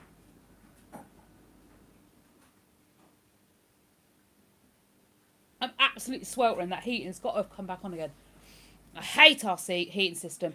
The guy came out and was like, it's intelligent. It's not. It's drunk half the time. It's stupid. Well, it registers the outside temperature and the inside temperature. And if it gets cold outside, it will come on. Why? It's like a bakehouse in here. And because it's chilly outside, the heating's come on. Flipping ask ya. Beans on toast is a substantial meal. Yeah, beans on toast is great. Can't knock beans on toast. Lentils and rice, yeah, they're great. There are many options. It really is hard. Egg and beans on toast for variety. Yeah, egg and beans on toast, yeah. Even the cheap ham. You can get really cheap ham cheap ham and egg on toast. It's definitely not exciting food. Homemade bread rolls, chili, pasta. Yeah, there are loads. There are loads of channels on here. Do definitely have a look. They so many suggestions. And it is, like Kerry said, it's not thrilling. It's not exciting. But some months, you just have to look at surviving. Especially the beginning of the year. You know, we've just had Christmas. We've spent every single available penny on Christmas. Yeah, Jacket Tates. What was that thing your mum used to do? Bread with an egg in it. Eggy bread? Yeah, didn't French she used toast. to do that? Yeah, make French toast. Yeah, French toast is lovely. Eggy bread. I make homemade soup for 6 people. Costs £1 to make it in total. Exactly, yeah. There's so much you can do. And you can buy like the whoopsie veg, the wonky veg, the nearly out of date veg. Knock yourself. You can like omelets. I mean, you Yeah. can chuck anything in an omelette. You can, yeah. Whop anything in an Eggs omelette. ain't expensive. Nope. And if you've got nothing to whap in the omelette, just have egg. You know?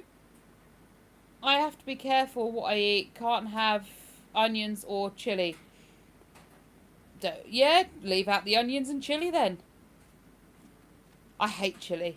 Or vile stuff. Absolutely vile stuff. Mincemeat's the best thing to buy if you're on a budget. Thank you, Hearty. I try. I want to keep it real though, so negative and positive, but I try and keep positive for on here at least. Yeah, I'm not a big fan of mincemeat. But it's so versatile for everything. Oh, it is. I agree. Yeah, I mean, it's great stuff, but I just can't eat it. The bone risk is too high for me. Little shepherd's pie, you know. Yeah. Ooh, that's a good one.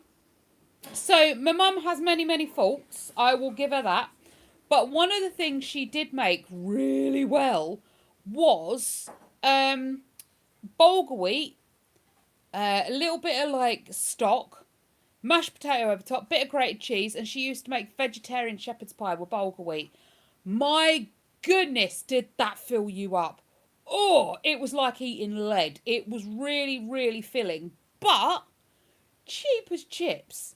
You know, some either instant mashed potato, because that's like 12p a bag, for like the smart price, no frills, cheapy one. The bulgur wheat, I don't know, probably £2 a bag now. But that would make many, many, many dishes.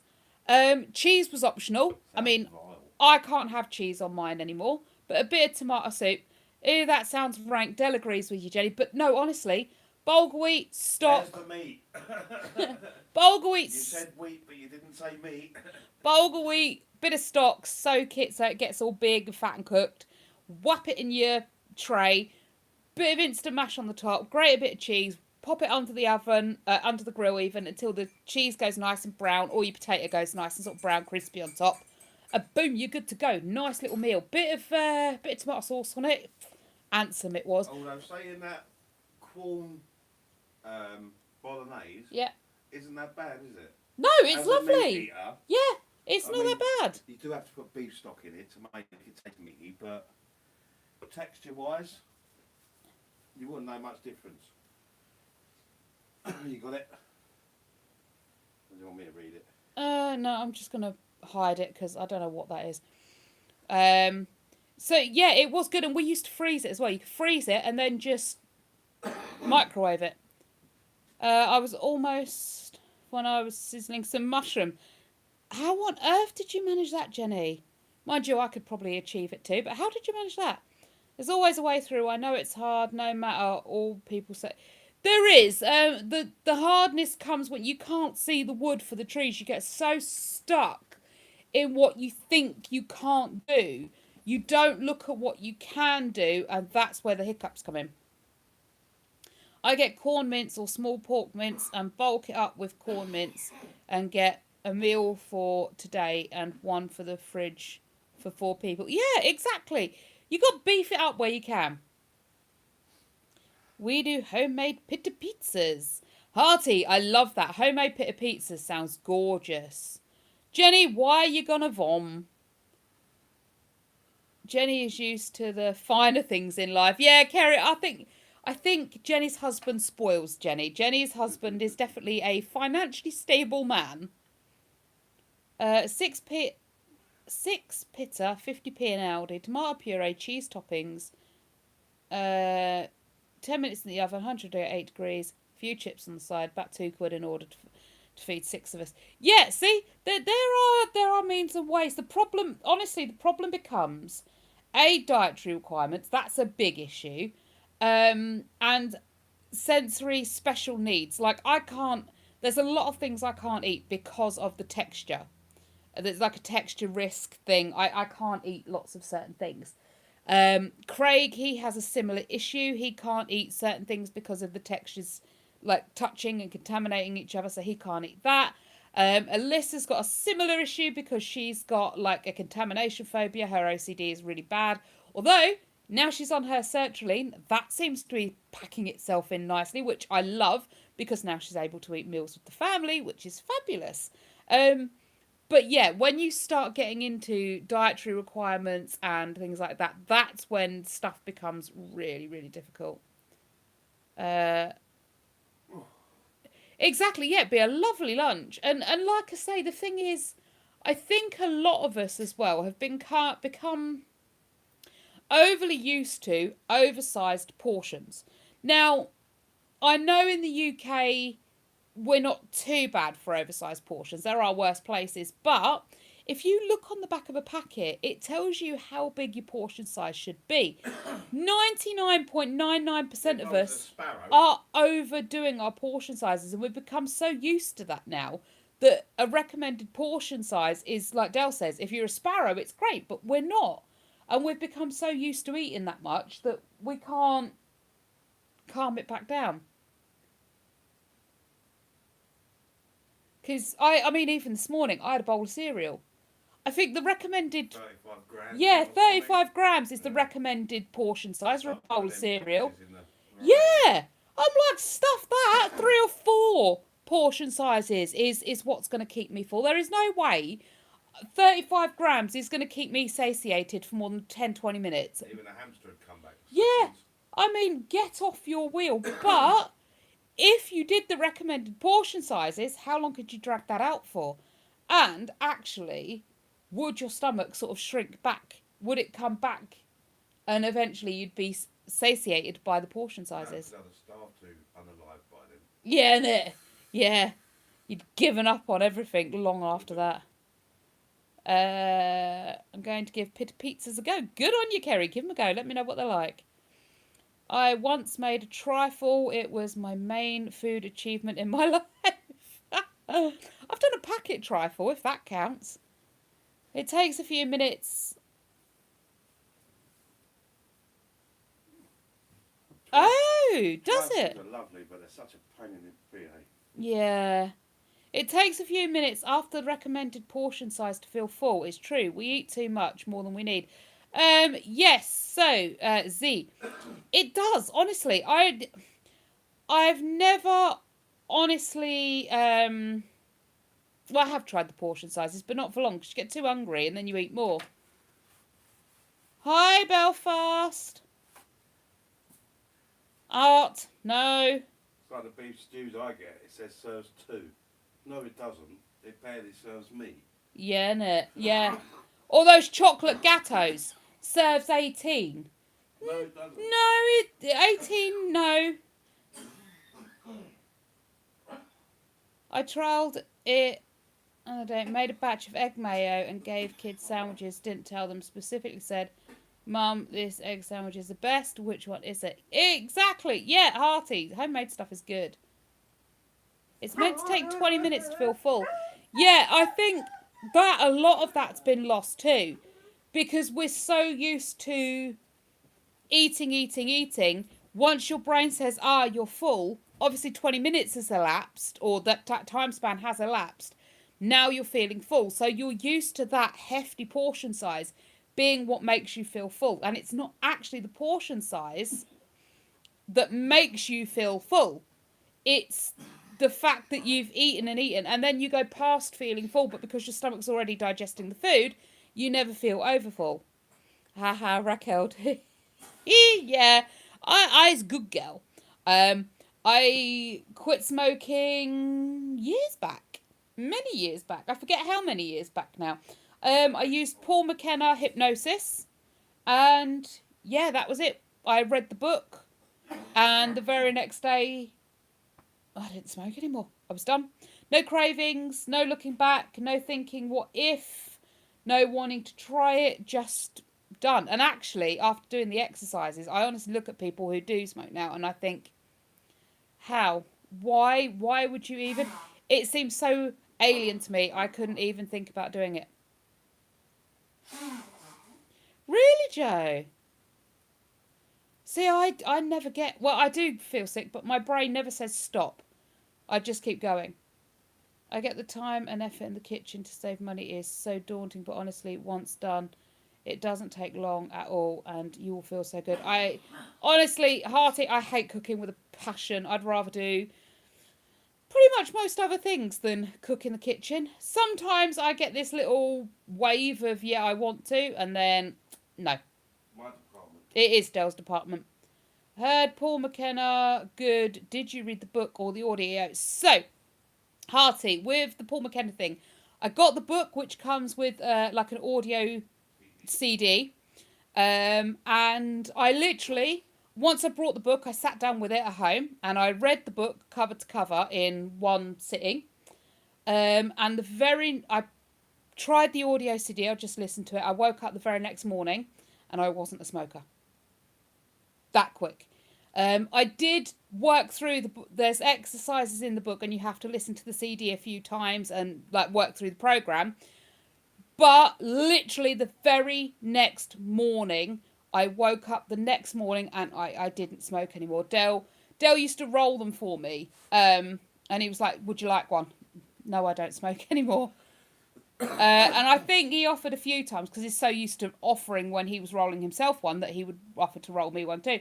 And I just, honestly, there was no temptation there. I just kept saying, no thanks, I don't smoke anymore. And that was it. Honestly, total time span from sitting down to read the first page of the book to waking up and not smoking anymore, about 24 hours. And it was that easy. There was no cravings. There was no... no, I don't smoke anymore.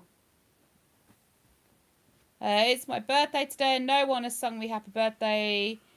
Could you... Happy birthday, Linda. I'm not singing happy birthday. Happy birthday to you. Kerry loves cooking. I know, you're like a little cooking whiz, aren't you? I hate it. Hearty says, do I vape? No. No, I don't vape. I don't smoke. I don't drink. My only vice is eating. Dale, you made Kerry jump. Yeah, no, I am a good girl. I gave up most of my vices. I would like, honestly, more than most things at the moment, I would like to give up this eating addiction. I hate knowing that things outside of me have this overwhelming control on me. And it has been something I've been working on for a while now. That outside sources shouldn't be able to control me. I get that we are affected by outside sources. I get it. But I don't want to be ruled by them and controlled by them. Hearty, I've already had 1 cup. Dell's literally just made me another cup and it's sitting right in front of me, but it's way too hot to drink at the minute. It's fresh out the kettle. But yeah, I've already had about 2 or 3 cups. I've started drinking about 5 cups a night before I go to bed, and oh, am I sleeping like a daisy. All this talk of food's making you hungry. So, Joe, we'll move on to something else. Did you gain weight not smoking? No. No. A lot of the weight gain I've seen from other people who've quit smoking is because they've had cravings, they've needed something to do to replace the smoking habit, and they're eating food to replace the smoking action. Because I didn't have the cravings to have a cigarette, then there was no craving just to fill my face full of food. The only thing that made me I was stuffing my face even while I was smoking. So this eating addiction hasn't come about because I no longer have a cigarette addiction. It's always been there. I was just smoking on top of being fat. Sorry. So how did you replace it? I didn't replace it. It's what? Oh no. You didn't tumble dry it inside out, did you? No. Oh dear. Iron it on the reverse. It might... I think Dell's ruined one of his tops. He's doing laundry now, and he didn't iron it on the reverse. Didn't tumble dry it on the reverse, and now all the pictures stuck together. Yeah, so it's like asking a non-smoker, well, what do you do to replace smoking? They don't do anything to replace smoking because they never did smoke, which means they never have the habit to replace. So, yeah, no, they're honest. I swear to you on everything. I had no cravings. I had no itch or desire to replace the habit. I've always stuffed my face. It's not a new thing. Yeah. Occasionally, very occasionally in the recent couple of years, I have thought, I might like to have a cigarette. But that it's not been a craving. It's just been like, might like to have a cigarette. And then it's the wrong one. It's fine. Oh, T-shirts, it's not a problem. And then I just move on with my life, you know? But yeah, honestly, the Paul McKenna Quit Smoking book and audio CD was the best thing I ever brought. And I lent it to the lady who worked in our local paper shop. And she took it home to use it, and I've never seen it since. So I lost that. What do I think of the smell? Doesn't bother me. Sometimes it's a little bit off. That's a bit pungent in it. But, I mean, Dell still smokes. I don't notice it. Doesn't bother me. I couldn't care less. Sometimes the tobacco smells nice in, like, the pouch. But for the most part, could not care less. It just is what it is. It's like, just one of them things. Is Dell ironing? No. So Dell's pretty quick on grabbing it as soon as it comes out the dryer, and then he just hangs it up there. And the creases just sort of fall out of it. He has done some ironing. You're not quite practiced ironing yet, are you? No. Don't like it, do you? Yeah. But it will come if he needs to. But yeah, most of the time he's quite quick at just getting it hung. It'll be fine. It just hangs here and lets the creases fall out of it. Hello, Cat. What are you doing in there? Is he sleeping? Yeah, no, Hearty, honestly, it was the best thing. I am going to get... You're amazing with a willpower. Thank you, Hearty. Honestly, there was no willpower involved. There wasn't. There genuinely was not. All I did was pick up a book. I think I got it at like 9 o'clock in the morning. I picked up the book. I read it cover to cover. I listened to the audio CD while still smoking a cigarette. I went to bed that night. I fell asleep. I woke up the next morning and went, no thank you, I don't smoke anymore. That was it. There was no willpower involved. There was no stress. Even when stress did come up, the first thing my brain went to wasn't go and have a cigarette. It was like I'd never smoked. It wasn't even a consideration. I love ironing, Jenny, but then I'm weird. Did you take the panelling off? I don't see it. No, there she is. It's just this chair is just high enough. You can just see it there as it comes round. But the chair's high enough to hide the panelling. It's all still there. Did I answer your question about my kids? So I don't think I answered for both the kids. Craig doesn't. No, he doesn't smoke at all. Alyssa, she vaped and has given up. She got... What are you doing? This strange individual is pretending to be a ghost. Alyssa did vape. I got her the breathlace, and she quit smoking using just that. She literally... Horrible things. Yeah. If you're going to smoke, have a fag, bleeding vape. Have a cigarette, dear. Yeah, proper.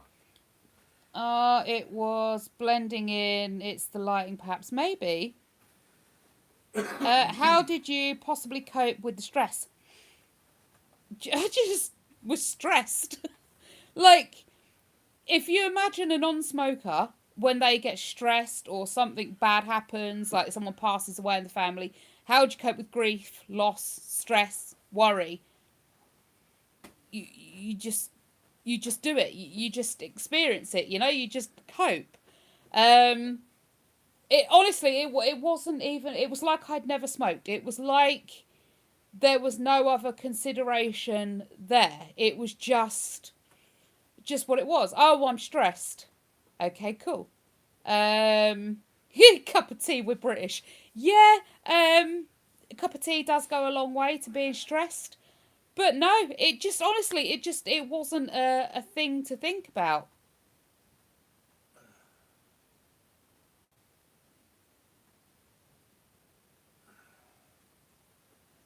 Hang on. When a day, how did you cope? Not with smoke since the book. Yeah, so honestly, since the book, I just never did. Before... Yes, if I was stressed, I would have had a cigarette, probably multiple cigarettes. But since the book, I just was just, like I say, I was just stressed. It just was. I find having a good ugly cry once a week alleviates stress pretty well. Yeah, a pretty good ugly cry is good. Is that Srab? I'm not sure how to say your name. Sorry. Same to you. Yeah. I don't know how to pronounce that. And I think if I say it, I was going to make some people sad, but... Same to you.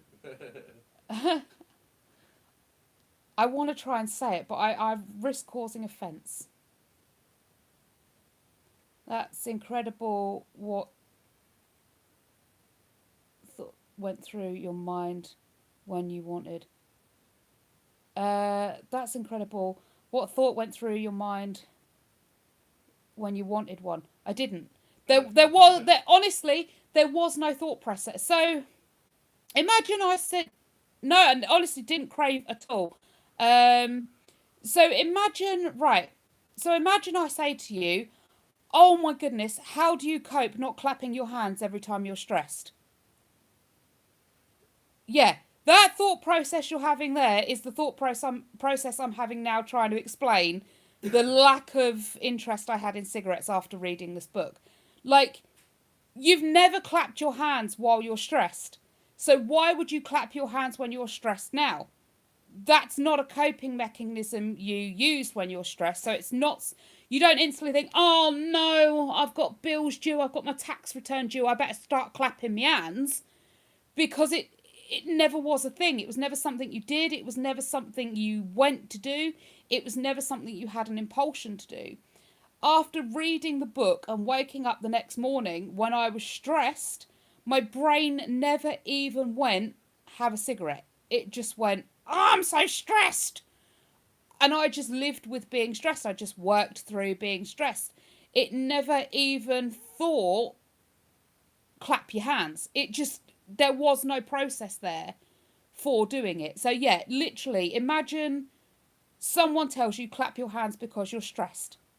You look at them and go, you're absolutely mental. How on earth is that ever going to help me?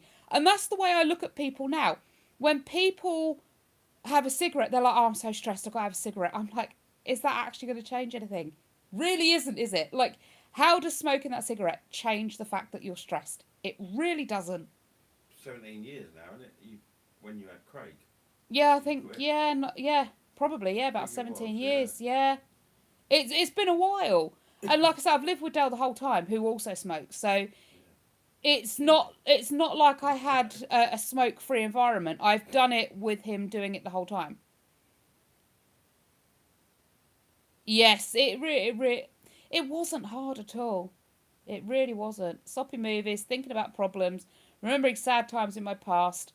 I'm honestly only ever one thought away from an ugly cry. Life for me is finally improving, but I have a long, long way to go. I don't mean to laugh at that, Kerry, but honestly, yeah. There's a song, I can't remember the name of the woman who sings it.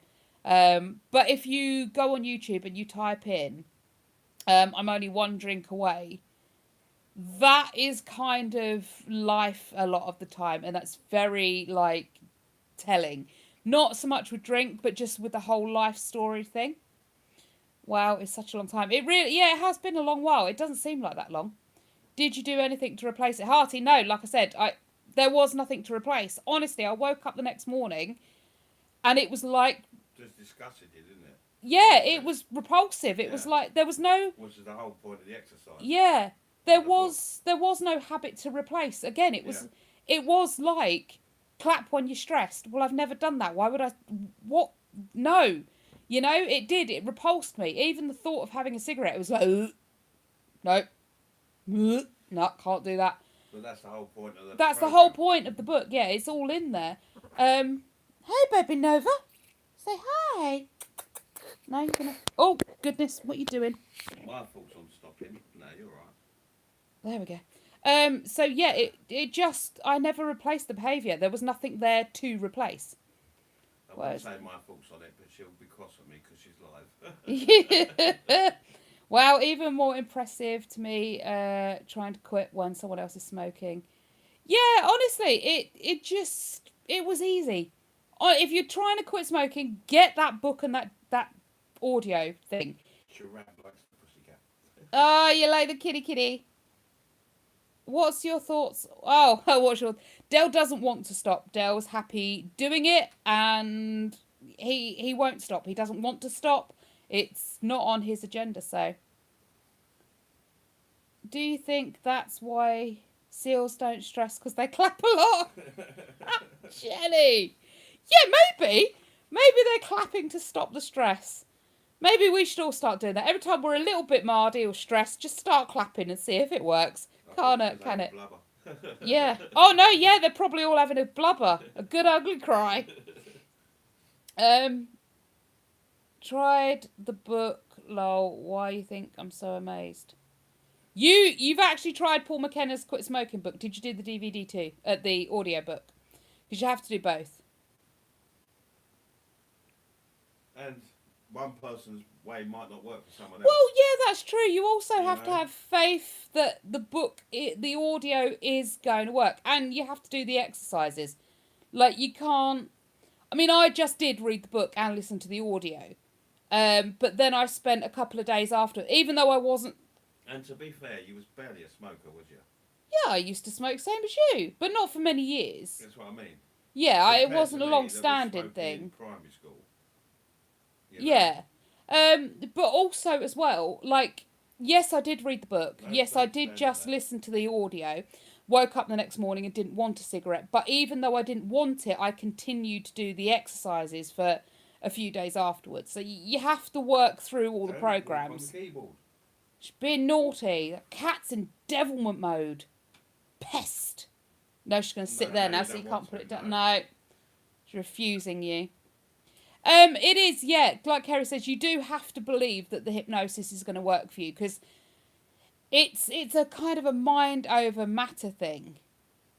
And yeah, Joe, like you say, you do have to be ready. Like, I think Dale listened to the audio with me a few times, and even so, if you're not ready to go, if you don't want to do something, your brain is not going to let you do it. And even Paul McKenna says so, like with the hypnosis when he judged did his stage acts in the 90s. if you didn't want to do those things, hypnosis can't make you do something you don't want to do. Yeah. It can't. It just allows you to be open to the suggestion that you can do the things you want to do. And it helps you process through that, and it helps you achieve those goals. But no, it absolutely cannot make you do something you don't want to do. It's not reprogramming your brain like plugging in a dongle and just rewiring everything. No, you can't go against free will, and you can't go against your core belief programming. No matter how good a hypnotist they are. No. So, I mean, if you were like a devout Jewish person, you proper into the religion, into the faith, had been all your life, your entire family were Jews, you believed it morally abhorrent to eat bacon, you couldn't then be hypnotised and forced to eat a bacon sandwich. That's not how it works. It goes against your moral coding. You would not do it. Yeah, your brain wouldn't allow it. Yeah. But you could be tricked into eating an onion and think it was an apple. You know, that would be something you'd be able to do. But yeah, you can't go against your core programming. Give the cat a treat and a pat. She's not got any treats downstairs. They're all up in Alyssa's rooms because it's Alyssa's cat. But I will give her a cuddle for you. Yeah. My cat just turned up as yours did. You should have heard her the other week. Oh, constant. Wow, wow, wow, wow. Yeah. It was annoying. She's now staring at me like, what are you saying? I'm nodding at you. She did. Are you not nodding because you were annoying? I was hypnotised once and became Queen Jenny of England. That sounds fun, Jenny. There is want lull, but still willpower is the most strength. Yeah, I have no willpower. Not in the right way, anyway. Jenny is. So Jenny was Queen Jenny of England for a little while. She wasn't actually crowned queen or anything. She was just made to believe she was Queen Jenny of England for a little while. I swear my cat looks for yours. Yeah? Aww. Well, she is a catch. She is. Meow. Meow. You got a fan. You got a fan? You do. You got a fan club. The dog's got a fan club. The cat's got a fan club. I want to make t-shirts. Dell's got a t-shirt of Woody, fast asleep, zonked out. I was going to print a load of t-shirts. Hang on, let me show. Can I zoom in? There you go.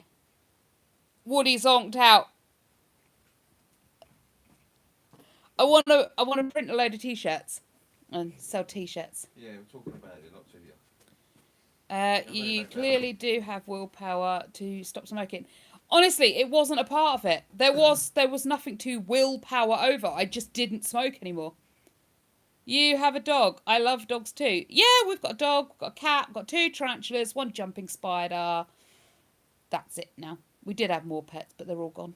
My neighbour lets her cat out at night and it nights with other. Oh yeah, Isabella, I hate that.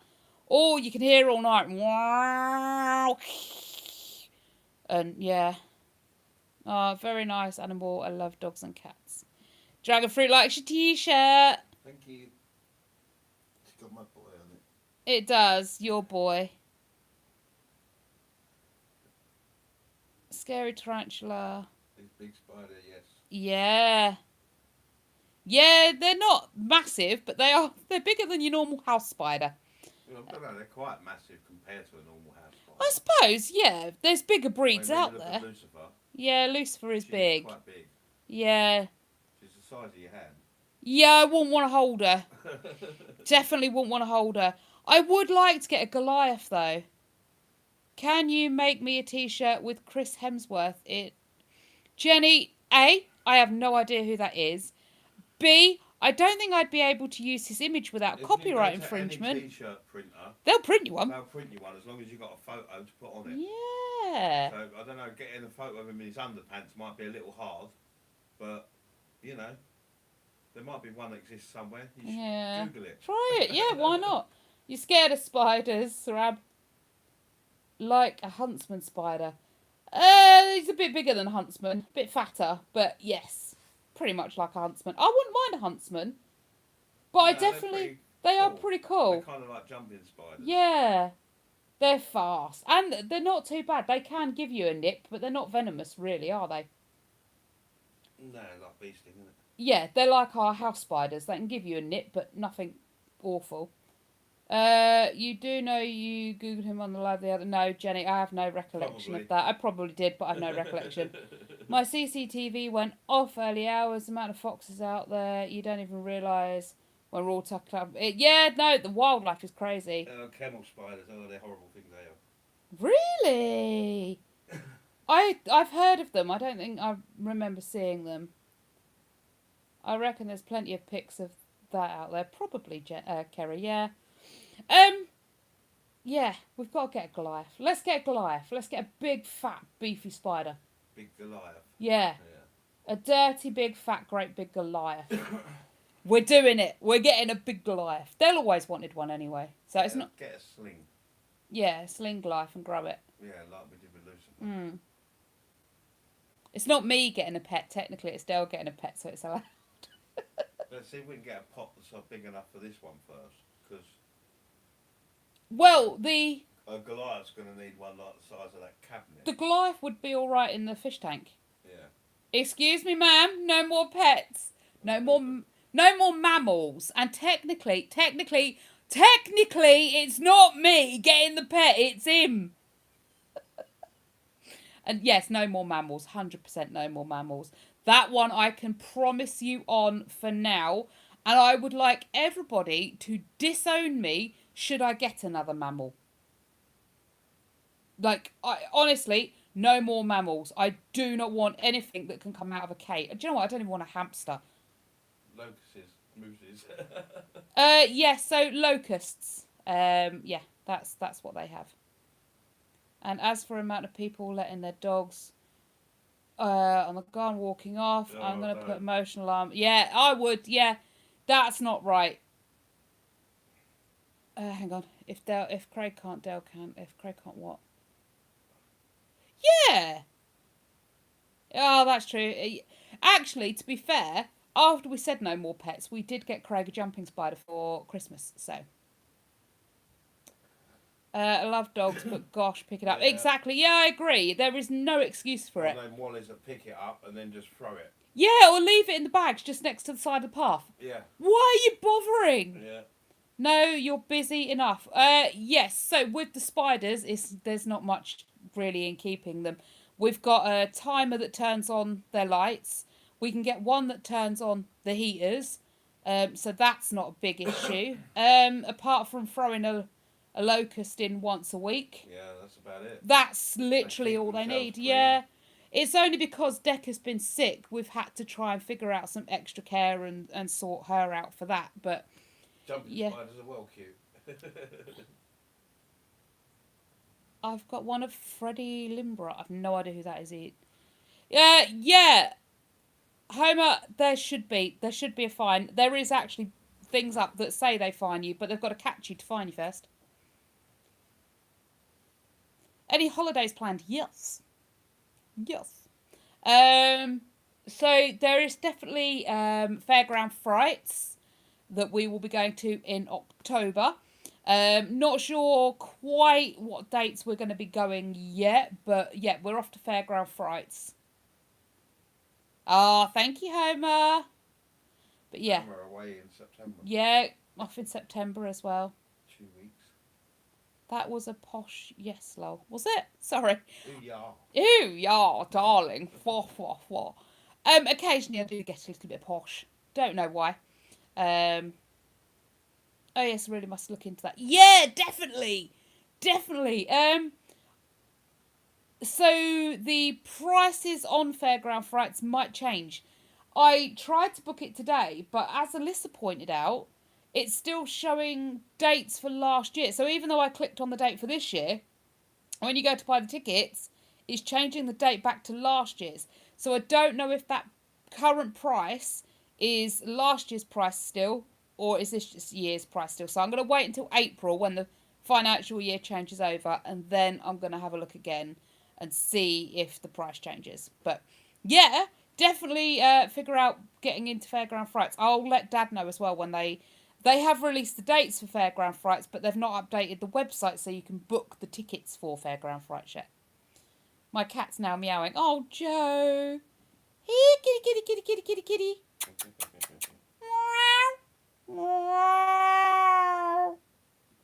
I always said, if you remember at times, you sound well posh. Yeah, I do remember. I do. Honestly, it's something that happens every so often. And when I'm around certain people, I will slip into an Australian accent as well. Just randomly, just out it pops. I cannot be around people with accents. For some reason, I mimic their accents, and they think I'm taking the mick. But I'm not. Just a weird thing I do. Want to go but can't get it. Oh, Joe, that's a shame. I would say we'll swing by, pick you up, and you can come with us, but we'll be over that way before coming that way. It's a long way to go, Yarmouth, for a night for Fairground Frights. Definitely worth it if you can get there, though. Yeah. Oh, I loved it. It'll be an annual thing. It's certainly different. Apparently, I turned posh after a rerun of Downton Abbey. I love Downton Abbey. I would certainly be posh too. Was it Downton Abbey we watched? Yeah. Yeah. Oxford. Oxford is posh.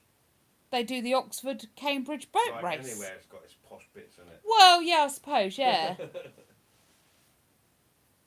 Well, what's Downton Abbey? So Downton Abbey is a TV show, drama. I don't know what channel it was on, but it's on like What do they call it? a period drama. Period, that's the one. It's a period drama. It's really good. We went last year. California Cliffs was amazing. I love California Sands, California, all good out there.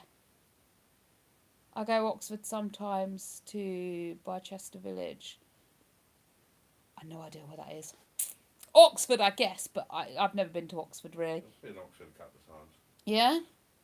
When I've been working though, so it's not really been. No, you just sort of in it, aren't you? You're there. Been to the cop shop to deliver a car and pick one up or whatever. Yeah, I've never really been Oxford. I've been Cambridge. My aunt used to live in Cambridge, so I've been there a few times. That's when I come back and got flagged down, wasn't it? For the woman who crashed? Yeah, that woman that fell asleep in the bush. Yeah. Oxford is where clever people are. Well, there's clever people in Oxford. I bet there's some dim people in Oxford as well. But yes, Oxford is where the big university is. Cambridge is the other big university. They're like Ivy League. Design outlet, Barchester Village. Oh, okay. I might have to go and have a look. No, I'm not going to Oxford. I don't know why I said I have to go. I'll have to go and have a look, like I'm literally nipping just down the road. But I wouldn't mind having a look. I just never go anywhere. I hate going places. Yeah, have we got any other ones? There's Oxford, Cambridge. Loads of universities. No, I mean like the Ivy League, like Harvard Yeah, and you got, Yale. What's it bloody called? Where that their royalty goes? Eton. Eton, that's it, yeah. Yeah, Eton. What's the law school? What's the big famous law school? I know it's not over here, but what's the big... Harvard is law, isn't it? Yeah, I think so, yeah. Clever people, Oxford. Yeah, right, I should know, I live there. But it's just like anywhere, isn't it? There's some really brainy people, and then there's some really dim-witted people. It is what it is. It's where you are, who you know, what you know, you know? Yeah. Oh, there you go, Joe. You can go with Jenny to Oxford. I think everywhere's the same, isn't it? Yeah. You know? Yeah, there's some real bright sparks, and there's some really Not so bright sparks. Yeah. Damp squibs. But, yeah, I don't know. I've not really met that many highly intelligent people in Lincolnshire yet. But then we're only in a small area of it, so could there be some really supremely intelligent people? Probably. I think Oxford area are all scientists. I don't know. I don't know what Oxford's famous for. What Oxford Uni... Like, Harvard is famous for law. What's Oxford famous for?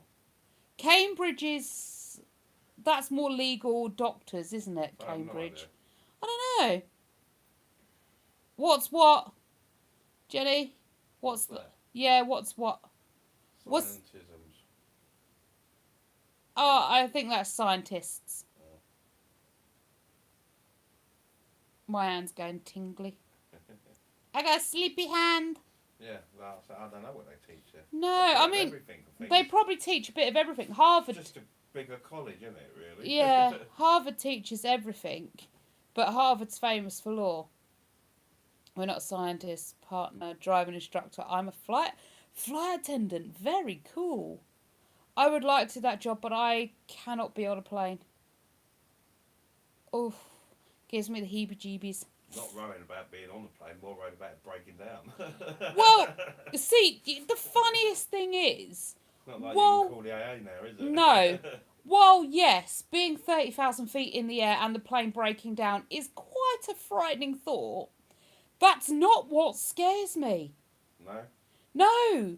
I mean, quite frankly, if I'm going to be heading towards the Earth from 30,000 feet, we're going to get up a nice speed that I'm probably not going to know about it for very long.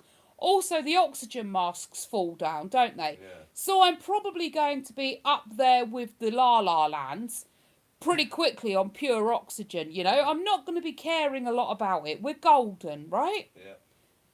The thing that really worries me, honest to God, is A, the cabin pressurising, and B, the fact that I'm going to be in the air. Right. That's what frightens me. That's what freaks me out. But for you, it'll be like being on the ground because you will be on the ground. Yeah, but The plane no. will be in the air. You'll still be on the ground if you like. Yeah, but oh no, I'm not. You know. Even now, I feel like I'm. Even if you jump, the plane wouldn't move from underneath you. No. If you're with it. But even now, I feel like I'm derealising because I'm not on the ground anymore. Like I couldn't be up there. For me, it's just a case of hurtling towards the ground. If it breaks down, and let's face it, they do quite often. Yeah. They No. say it's a rare occurrence, but it's not really. Not really. I could name 5 off the top of my head from last year alone. Yeah. You know. No, honestly, yeah, I don't particularly want to be on a plane while it breaks down. It's not my favouriteest thing to do. You know, it's not up there on the top 10 list of things to do before I go. But it's not scary. I don't know if I told you, but I love you living room. Thanks, hamster. But yeah, honestly, the cabin pressurising freaks me out. It really does. Joe's claustrophobia. Yeah, I think that's similar to what's freaking me out. Like, the pressure of the air squishing you just... Oh, I don't like it. It frightens me. Once you get above the clouds, you lose concept of how high you really are. Oh, is it work? Yeah, until you look out the window. Seat backs and tray tables. Don't worry about the emergency exits. If we hit the ground at 600 miles an hour, it ain't going to matter. No. Seat backs and tray tables must be in the lock position during takeoff and landing. All carry-on luggage must be stowed in the overhead compartments in front of you. Lol, etc. Blah, blah, blah. Your exits are here, here, and here. In the event of an emergency, please place this over your head. Pull tightly, blow this whistle, and to yank this thingy to inflate. No. Oh, too scary. Too scary. Couldn't do it. You're all mad. Do you know what? Even when we've watched like the Air Crash Investigators, because Dale likes to watch them shows, I get really panicky when the little air hostesses and that they're sitting in their little seats and they're like, head down, stay down, brace, brace, brace, and I'm like, I can feel the fear rising in my body. It makes me raw. I can't do it. Brace. Why? Yeah, innit? Why? What? I'm going to be a pancake in about 30 seconds. Does it really matter if my head's between my knees and I've kissed my tushy goodbye? Isn't it? You know? What difference does it make? I didn't mean to do half a sentence. What was your highest super chat? I have got no idea. No idea, hamster. I do look at the end of each life, but I don't retain memory, so I don't know. That's it, Raquel. You can join. I don't think I would be able to join. I'm not slim enough to fit between the seats. They wouldn't have me as an air hostess. Like, you have to weigh the luggage so the plane's not overweight. Can you imagine it? Like, the pilot would get to the end of the runway and he'd be waiting for the V1 rotate so he could start his nose up position. And that call would just...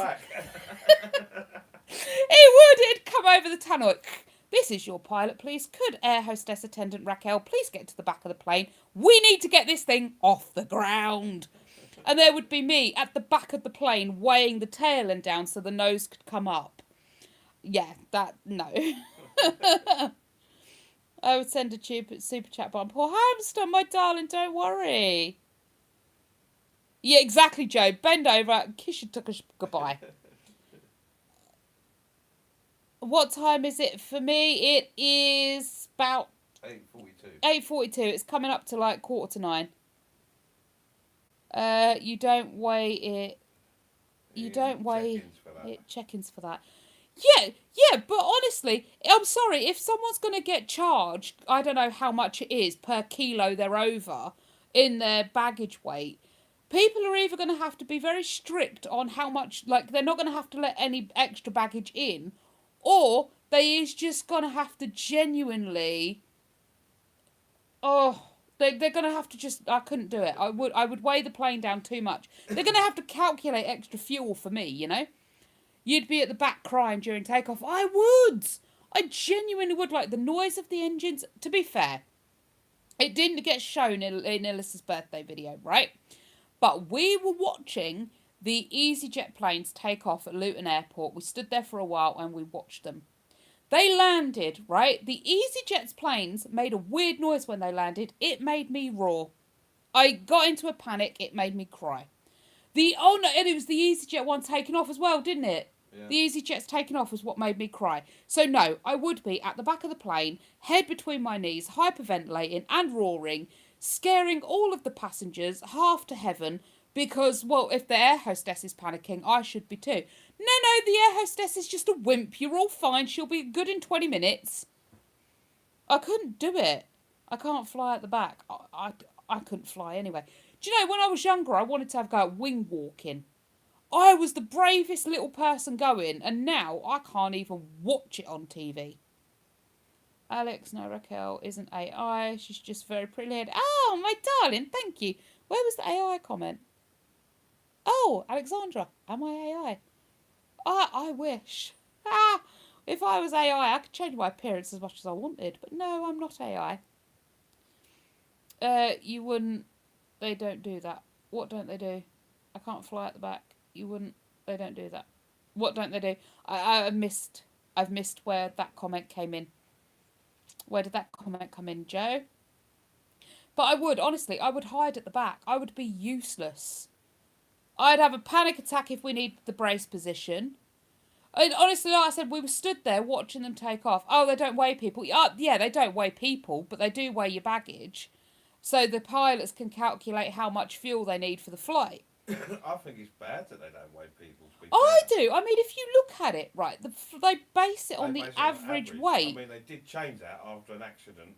Yeah, because they didn't calculate enough fuel because people were getting heavier, weren't they? Yeah, but yeah.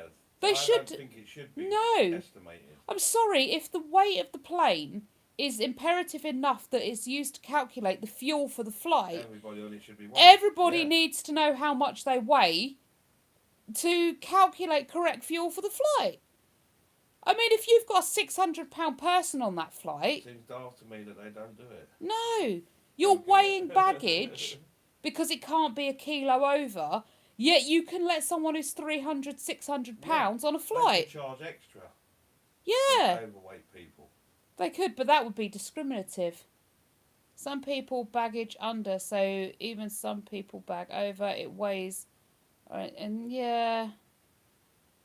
I'm sure there's a weight limit for takeoff. There has to be, because the plane can't get a vertical rate of climb if there's too much weight in it. Mm-hmm. And I'm sorry, that EasyJet we watched take off the other day, that was a heavy plane. It almost got to the end of the runway, and we're like, come on. You need to get that bird in the air.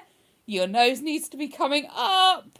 And then all of a sudden, like almost at the very end of the runway, the nose lifted off the ground. But it was in such a slow rate of climb. It was really fighting to get up. It wasn't good.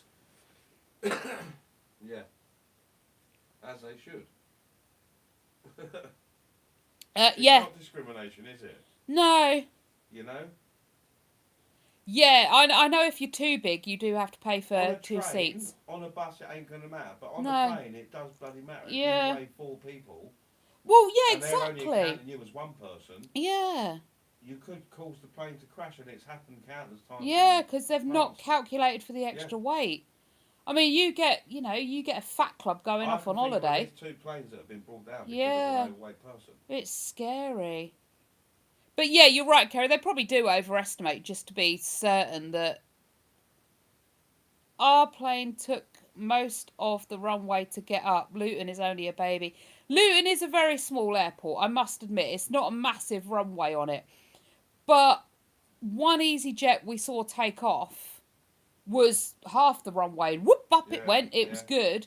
This other one was like... You could tell he was heavy. Yeah, he was heavy. I mean, he was still safe because he did... underweight, yeah. But he was heavy. He was heavier than the other EasyJet that went up.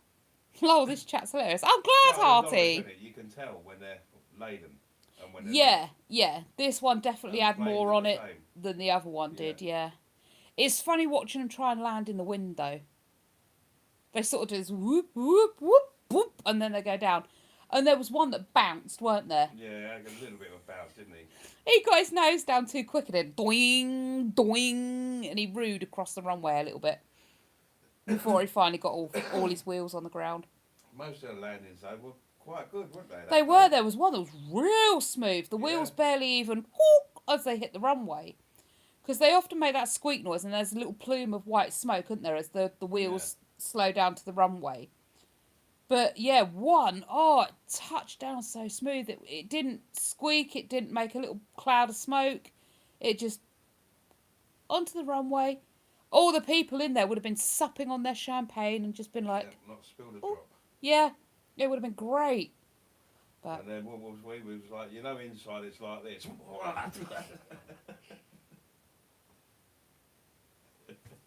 He waits till I got a mouthful of flipping tea before doing an impression of passengers being thrown all over the place as it bounces on the runway. Silly boy. Don't want to ruin the carpet when I spray chamomile tea all over it. That's it, outside versus inside. Yeah, innit? Oh, I couldn't do it though. It just scares me. It really does. And I know they say like the cabin pressurising. It only pressurises to like what we're sitting in now. Yeah. It equals to what we're sitting in now. But I don't know, when they say the cabin pressurises, it sounds like it's filling full of air and like squeezing you. Please, nothing to worry about. Flight is suffering slight turbulences. All passengers rest assured. Yeah, the seatbelt sign has come on for your comfort. Really? I don't think it is. It's to stop me bouncing and smacking my little head on the ceiling, isn't it now? Yeah, that's the real reason. I'd feel a lot more assured if our pilot was telling us the truth and then pilot comes over the radio. Yeah. The seatbelt sign has come on so you don't puncture a hole in the ceiling with your head and to stop you going flying vertically down the plane as we nosedive towards Earth. Yeah.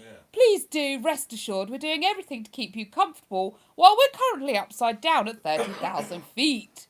And yes, don't forget to kiss your tushy goodbye. Yep. Yeah, I'm glad I didn't joke too, Joe. I honestly, some of the announcements make me giggle, and I don't think I could be an air hostess because I probably would tell them the truth. Ladies and gentlemen, this is not turbulence you're experiencing. Number 1 engine has just shut down. We're starting to get it back on as quick as we can, but there is no hope. Lol, Raquel, you'd be great. Yeah, we are now a glider. Please do experience the silence once you all stop screaming and enjoy the flight. I could just imagine I'm not comfortable. I would, yeah. I honestly, if I had to fly anywhere, I would go to the GP and I would get a tranquilizer first. I would have a sedative and then... It'd have to be a daytime flight as well. Why? So you can Because see. then, no, stupid errors that they can do on the ground aren't as bad during the day as what they That's would be true. at You night. can see as well as you Yeah, have so your like instruments. if someone puts tape over one of them stupid little cover things, the Yeah. sensors, at You least can the pilot see. can see. Yeah, that's true. When you think that 747 that took off from Stansted, that had that issue, and the pilot couldn't see nothing, 'Cause didn't it was realise dark. he was in such a, and just flew Yeah. into the ground. That's true. Daytime You know? flight it is then, with me heavily medicated, and yeah, we're off. Yep. I would need medicating. What are your plans for next week? I don't know. Off, work, I off. tend to wing the weeks as we go along. Monday I'm at work, Thursday I'm at work, Friday I'm at work, Sunday I'm at work. So I've got work 4 days a week. 3 days, 4 days. Tuesday I will be doing a clean.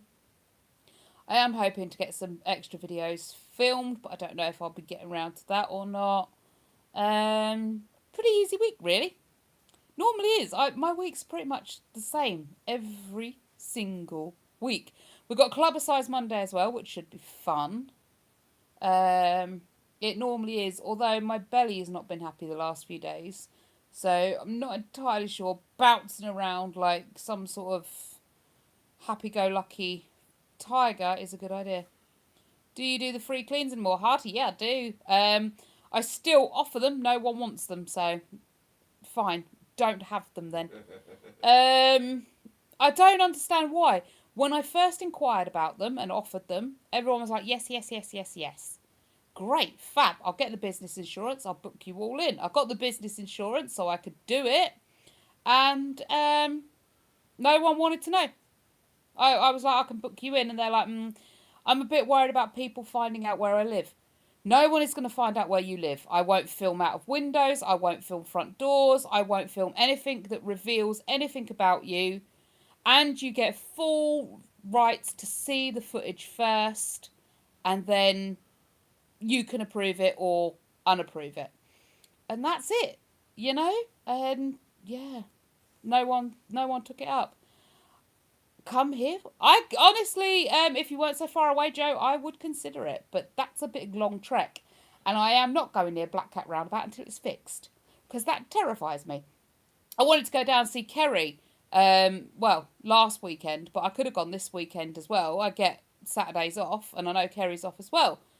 And I wanted to go down and see it. But honestly, my fear of Black Cat Roundabout now, because of the state it's in, is preventing me. Otherwise, I'd have gone now. And they've got to fix it. You can come help me clear my shed out.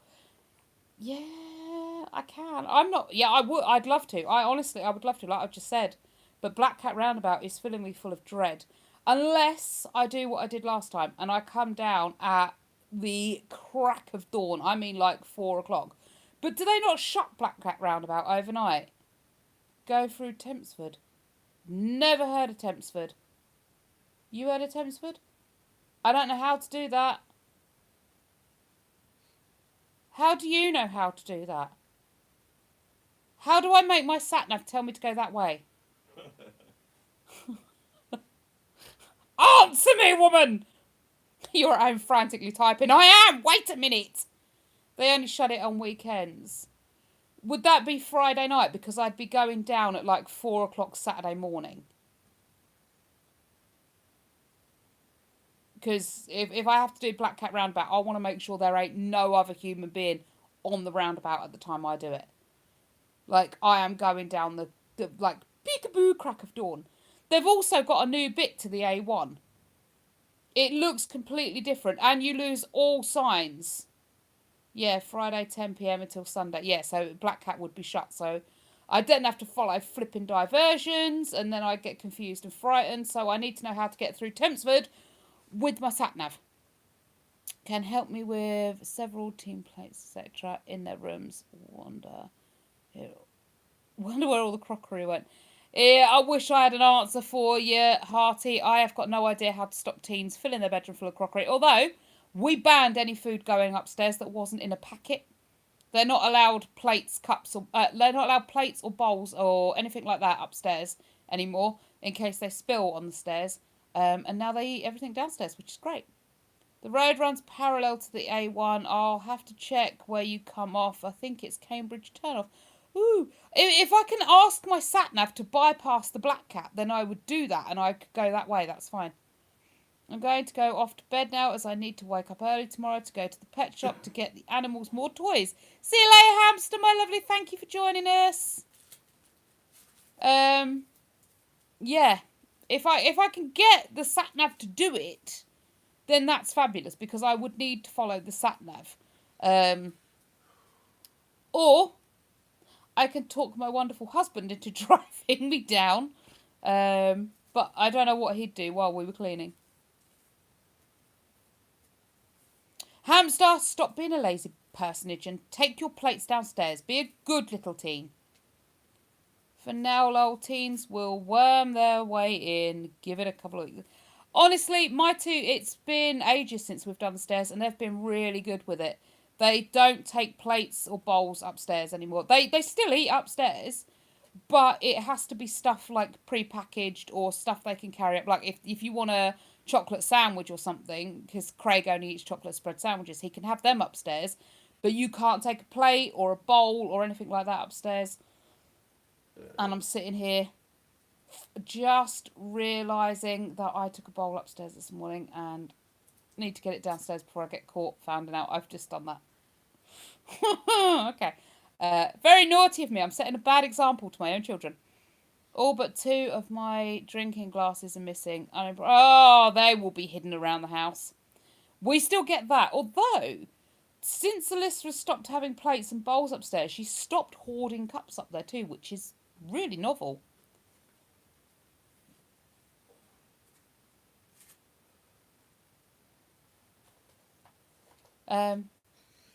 So yeah, I don't know why she suddenly stopped doing that. It's been really good though. I was getting a little bit sick and tired of finding thick, mouldy cups in her bedroom. Hide and seek with the kitchen equipment. It is! It really is. You'll come downstairs for breakfast in the morning, you'll be like, where are all the spoons? They're all in Craig's room. Right, where's all the knives and forks? They're all in Alyssa's room. It is. No, thankfully they're really good with it now. So we still have most of our crockery downstairs, which is nice. It really is. Alyssa's still really terrible with like packages for her bins. Hey, Michelle. She still has a lot of packets of food and that. My boy cat's watching you. Hey, boy cat. What's boy cat called? Try 4 kids hiding it all away. Yeah, no, Hearty. I think I'll just stick with the 2 that are out of that habit finally. I think it's just Alyssa getting to the age where she doesn't need to do it anymore.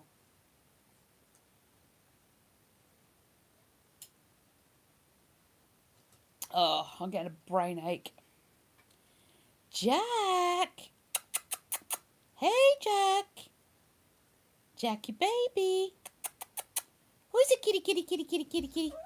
Oh, dog's excited now. Doesn't like me talking to your cat, Joe. Jack. What?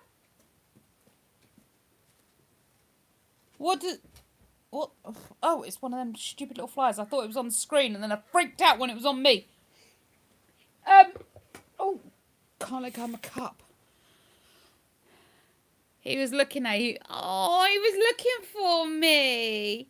Had a good kitty kitty. What does Jack look like? I need to see a picture of Jack. Find me on my Facebook and send me a picture of Jack. And the other one. I want to say Jill. Please tell me you called your cats Jack and Jill, Joe. Please. Even Woody said, yeah. Can you put a treat on the floor and make the dog wait to take it? I can, yeah. Why? Sally, Jack and Sally. Oh, from the pumpkin thing, from Nightmare Before Christmas. Oh, it looks like Baby Nova, a little black and white one. Oh, he's cute. Yeah, so Hearty, with the dog, there ain't nothing we can't do with that dog. He's amazing. Absolutely amazing. Honestly, we could leave his treats out all over the table. Go up to bed, we could come down in the morning. Every single one of the treats would still be on the table. He would not touch them. Like to see the patience and training as recently trained my mum's dog. I mean, is he asleep or awake? I think he's asleep at the minute. He's there. He's a bit snoozy at the moment over there.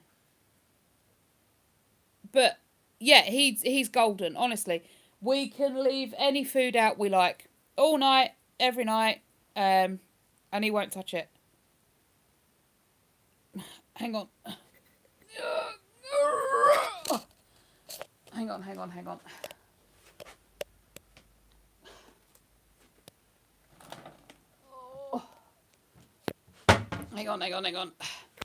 All right, so I've not got his treats because they're his treats. But let's see if we can do it. Oh, so I put his kibble on the floor. He knows it's there. Oh.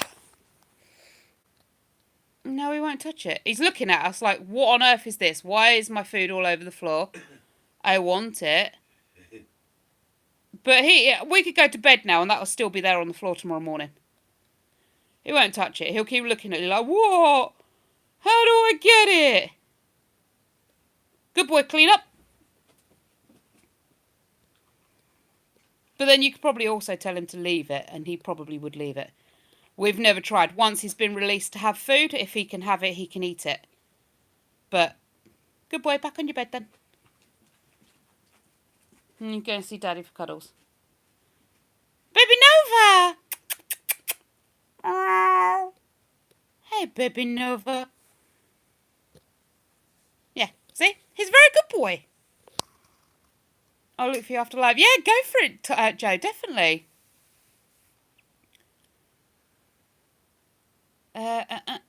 He is cute, Dragonfruit, is he not? He's a good boy. I'm new here. Anything you could inform me about yourself and the channel?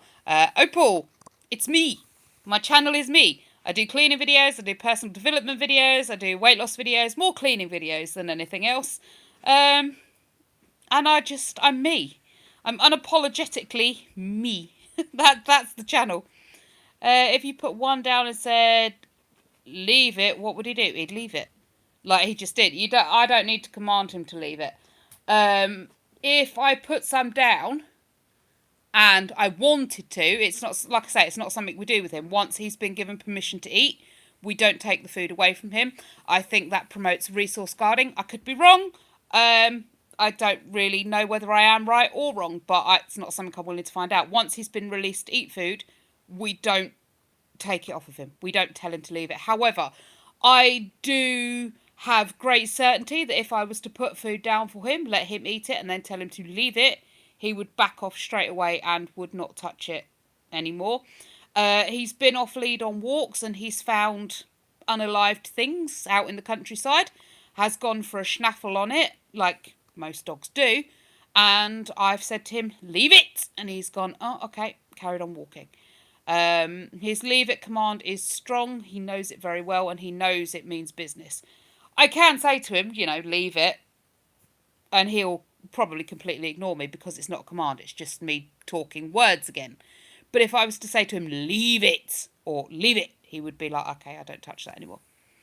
I wouldn't want to be told to stop eating once I'm eating. Joe, exactly, yeah. Once he's been given permission to eat his food, why would I need to stop him? I know that food's safe. He has now been given permission that food's safe. He can eat it. The only time it may be we practiced it was like with dropping food. You drop food on the floor, he'd go to eat it. He would be told to leave that then. But that's food I've not checked and given you permission to eat. So he learned that he had to leave that. But yeah, once he's been told, good boy, you can clean up, that's it. Well, I don't need to stop him. The food's checked, it's safe. So yeah, he does that. But he's really good with roads and traffic. He knows traffic. In fact, we've been on walks before where he's seen and heard a car coming from behind us that me and Del haven't noticed. He's taken himself off the road, got up onto the verge and laid down, and we're like, what are you doing? Turn around to check behind us, and there's a car coming behind us that we've not seen or heard yet because it's not close enough, and he's already removed himself from the road. I get that, as it could be poisonous to him. Exactly, yeah. There's people out there that aren't kind to animals, and they like to put stuff in the food and leave it about for animals to get hold of and eat. And if he just goes eating anything he finds on the ground, he can get very sick very quick. So unless he has been cleared to eat something, he doesn't eat it. Apart from grass. He likes to have a chew on the grass in the garden sometimes. But even then, if I catch him doing it, and I think, hang on a minute, that could be covered in weed stuff or whatever, then I will shout at him, leave it. And he won't go back to that patch of grass and eat it until he's been cleared to eat it. I won't have him find unalived stuff on the walks and just go chow down on it. Nuh-uh. And it's really helpful as well because people like to try. They're like, oh, what a good dog. And they'll get a treat out. And it's like, here, nuh-uh. Nuh-uh. But he will look to us. He'll be like, what do I do? Someone's offering me food and I can't eat it. He will not take it. He will not take food unless he has been cleared by one of us to take it. We also taught him a recall that other people don't do. He tends to ignore people anyway. He does ignore people, don't they? Yeah. I walked in past a group of pickers, field pickers, and they were all like, oh, come here, come here. And Woody's like, no, and just carried on walking. And I was like, he's not going to come to that. He's not going to, he's not going to come to you. He doesn't know you. Why would he bother doing that? And B, come is not his recall. Even when we're out, like Del will be like, come here. And Woody sometimes will come back because it's Del calling him. But most of the time, come is not his recall. So he's not going to turn around and run back to you. That's just stupid. Some dogs are allergic to some things, or they're not good for them. Exactly, yeah, there's allergies, there's all sorts of things that are really bad for dogs. So yeah, unless I approve it, or Del approve it, my dog is not eating anything you've got to offer. He just ain't. I did train dogs for, and interested due to the discipline and patience. It's amazing. Yeah, Hearty, we trained, well, I trained one of our previous dogs, who's no longer with us, to actually sniff for that sort of thing. I walked her to our local shop.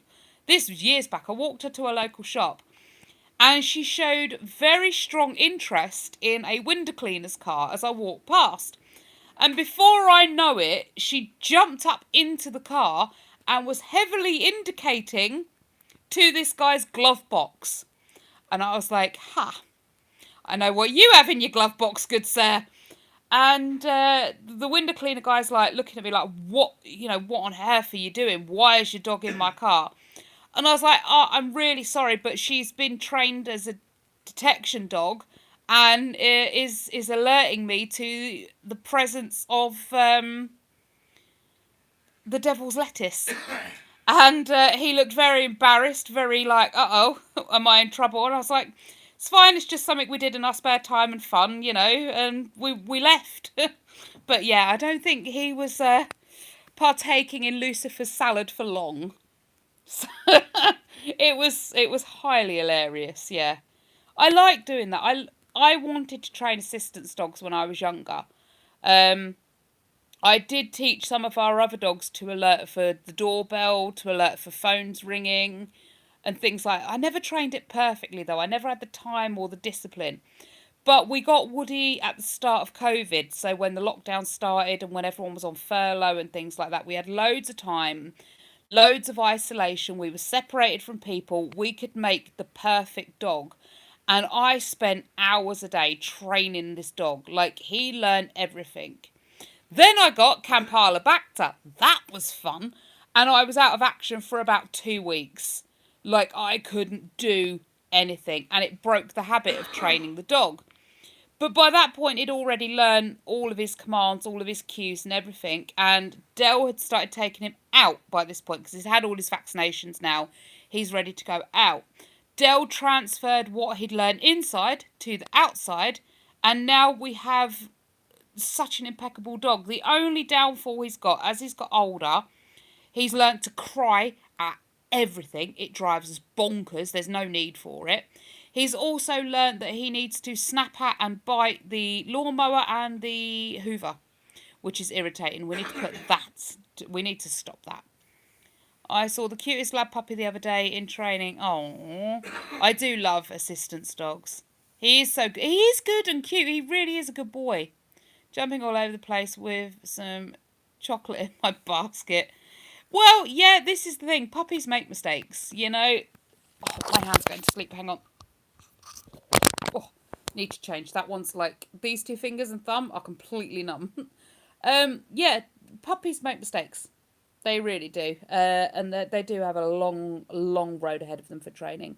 But I would have loved to have done it. I would have loved to become an assistance dog trainer. I don't think I've got the discipline for it. I haven't got the patience to spend hours upon hours training it. I haven't.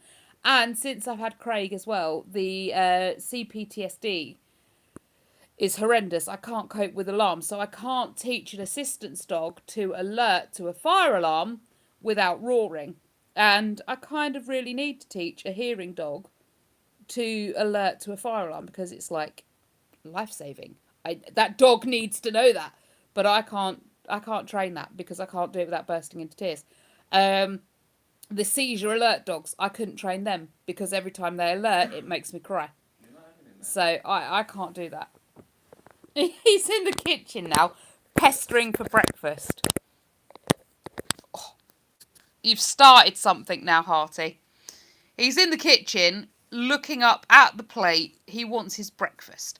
Every morning, when I come down, Woody has a slice of bread, and he takes just one slice of bread. He takes it out in the garden to go and do his business first thing in the morning. Then he comes back in, and he has leftovers for his proper breakfast. He'll then go and lay down and chill out for the day. That's his morning ritual done. Then when I leave for work, he has his treat. As soon as the door's closed, he has to be silent or he doesn't get his treat when I leave the house. So he sits there, he'll be quiet, and then Dale will give him his treat once I've shut the door and left the house. So he'll do that.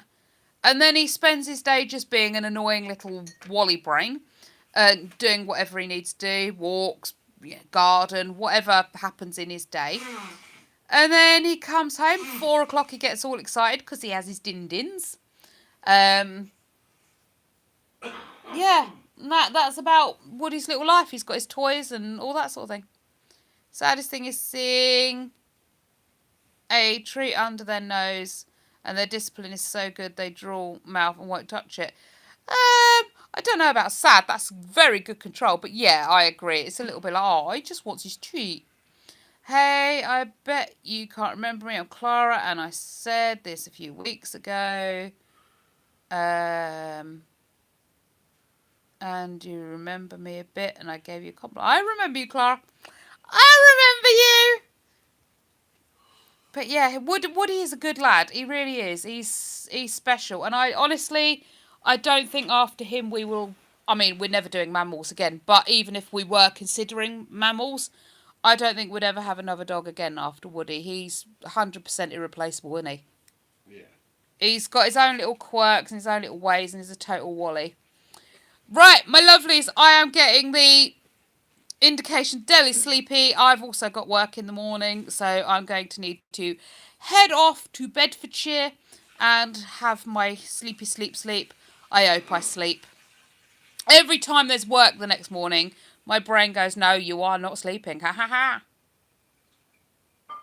Nice to see you too, Hearty. I am also off. I am going to head up to bed and try and get some sleep. Whether I will sleep or not is anyone's guess, but hey. Thank you all so much for joining me. I will see you all next week. And members, I will see you Thursday at 6 o'clock. Take care of yourselves. Bye!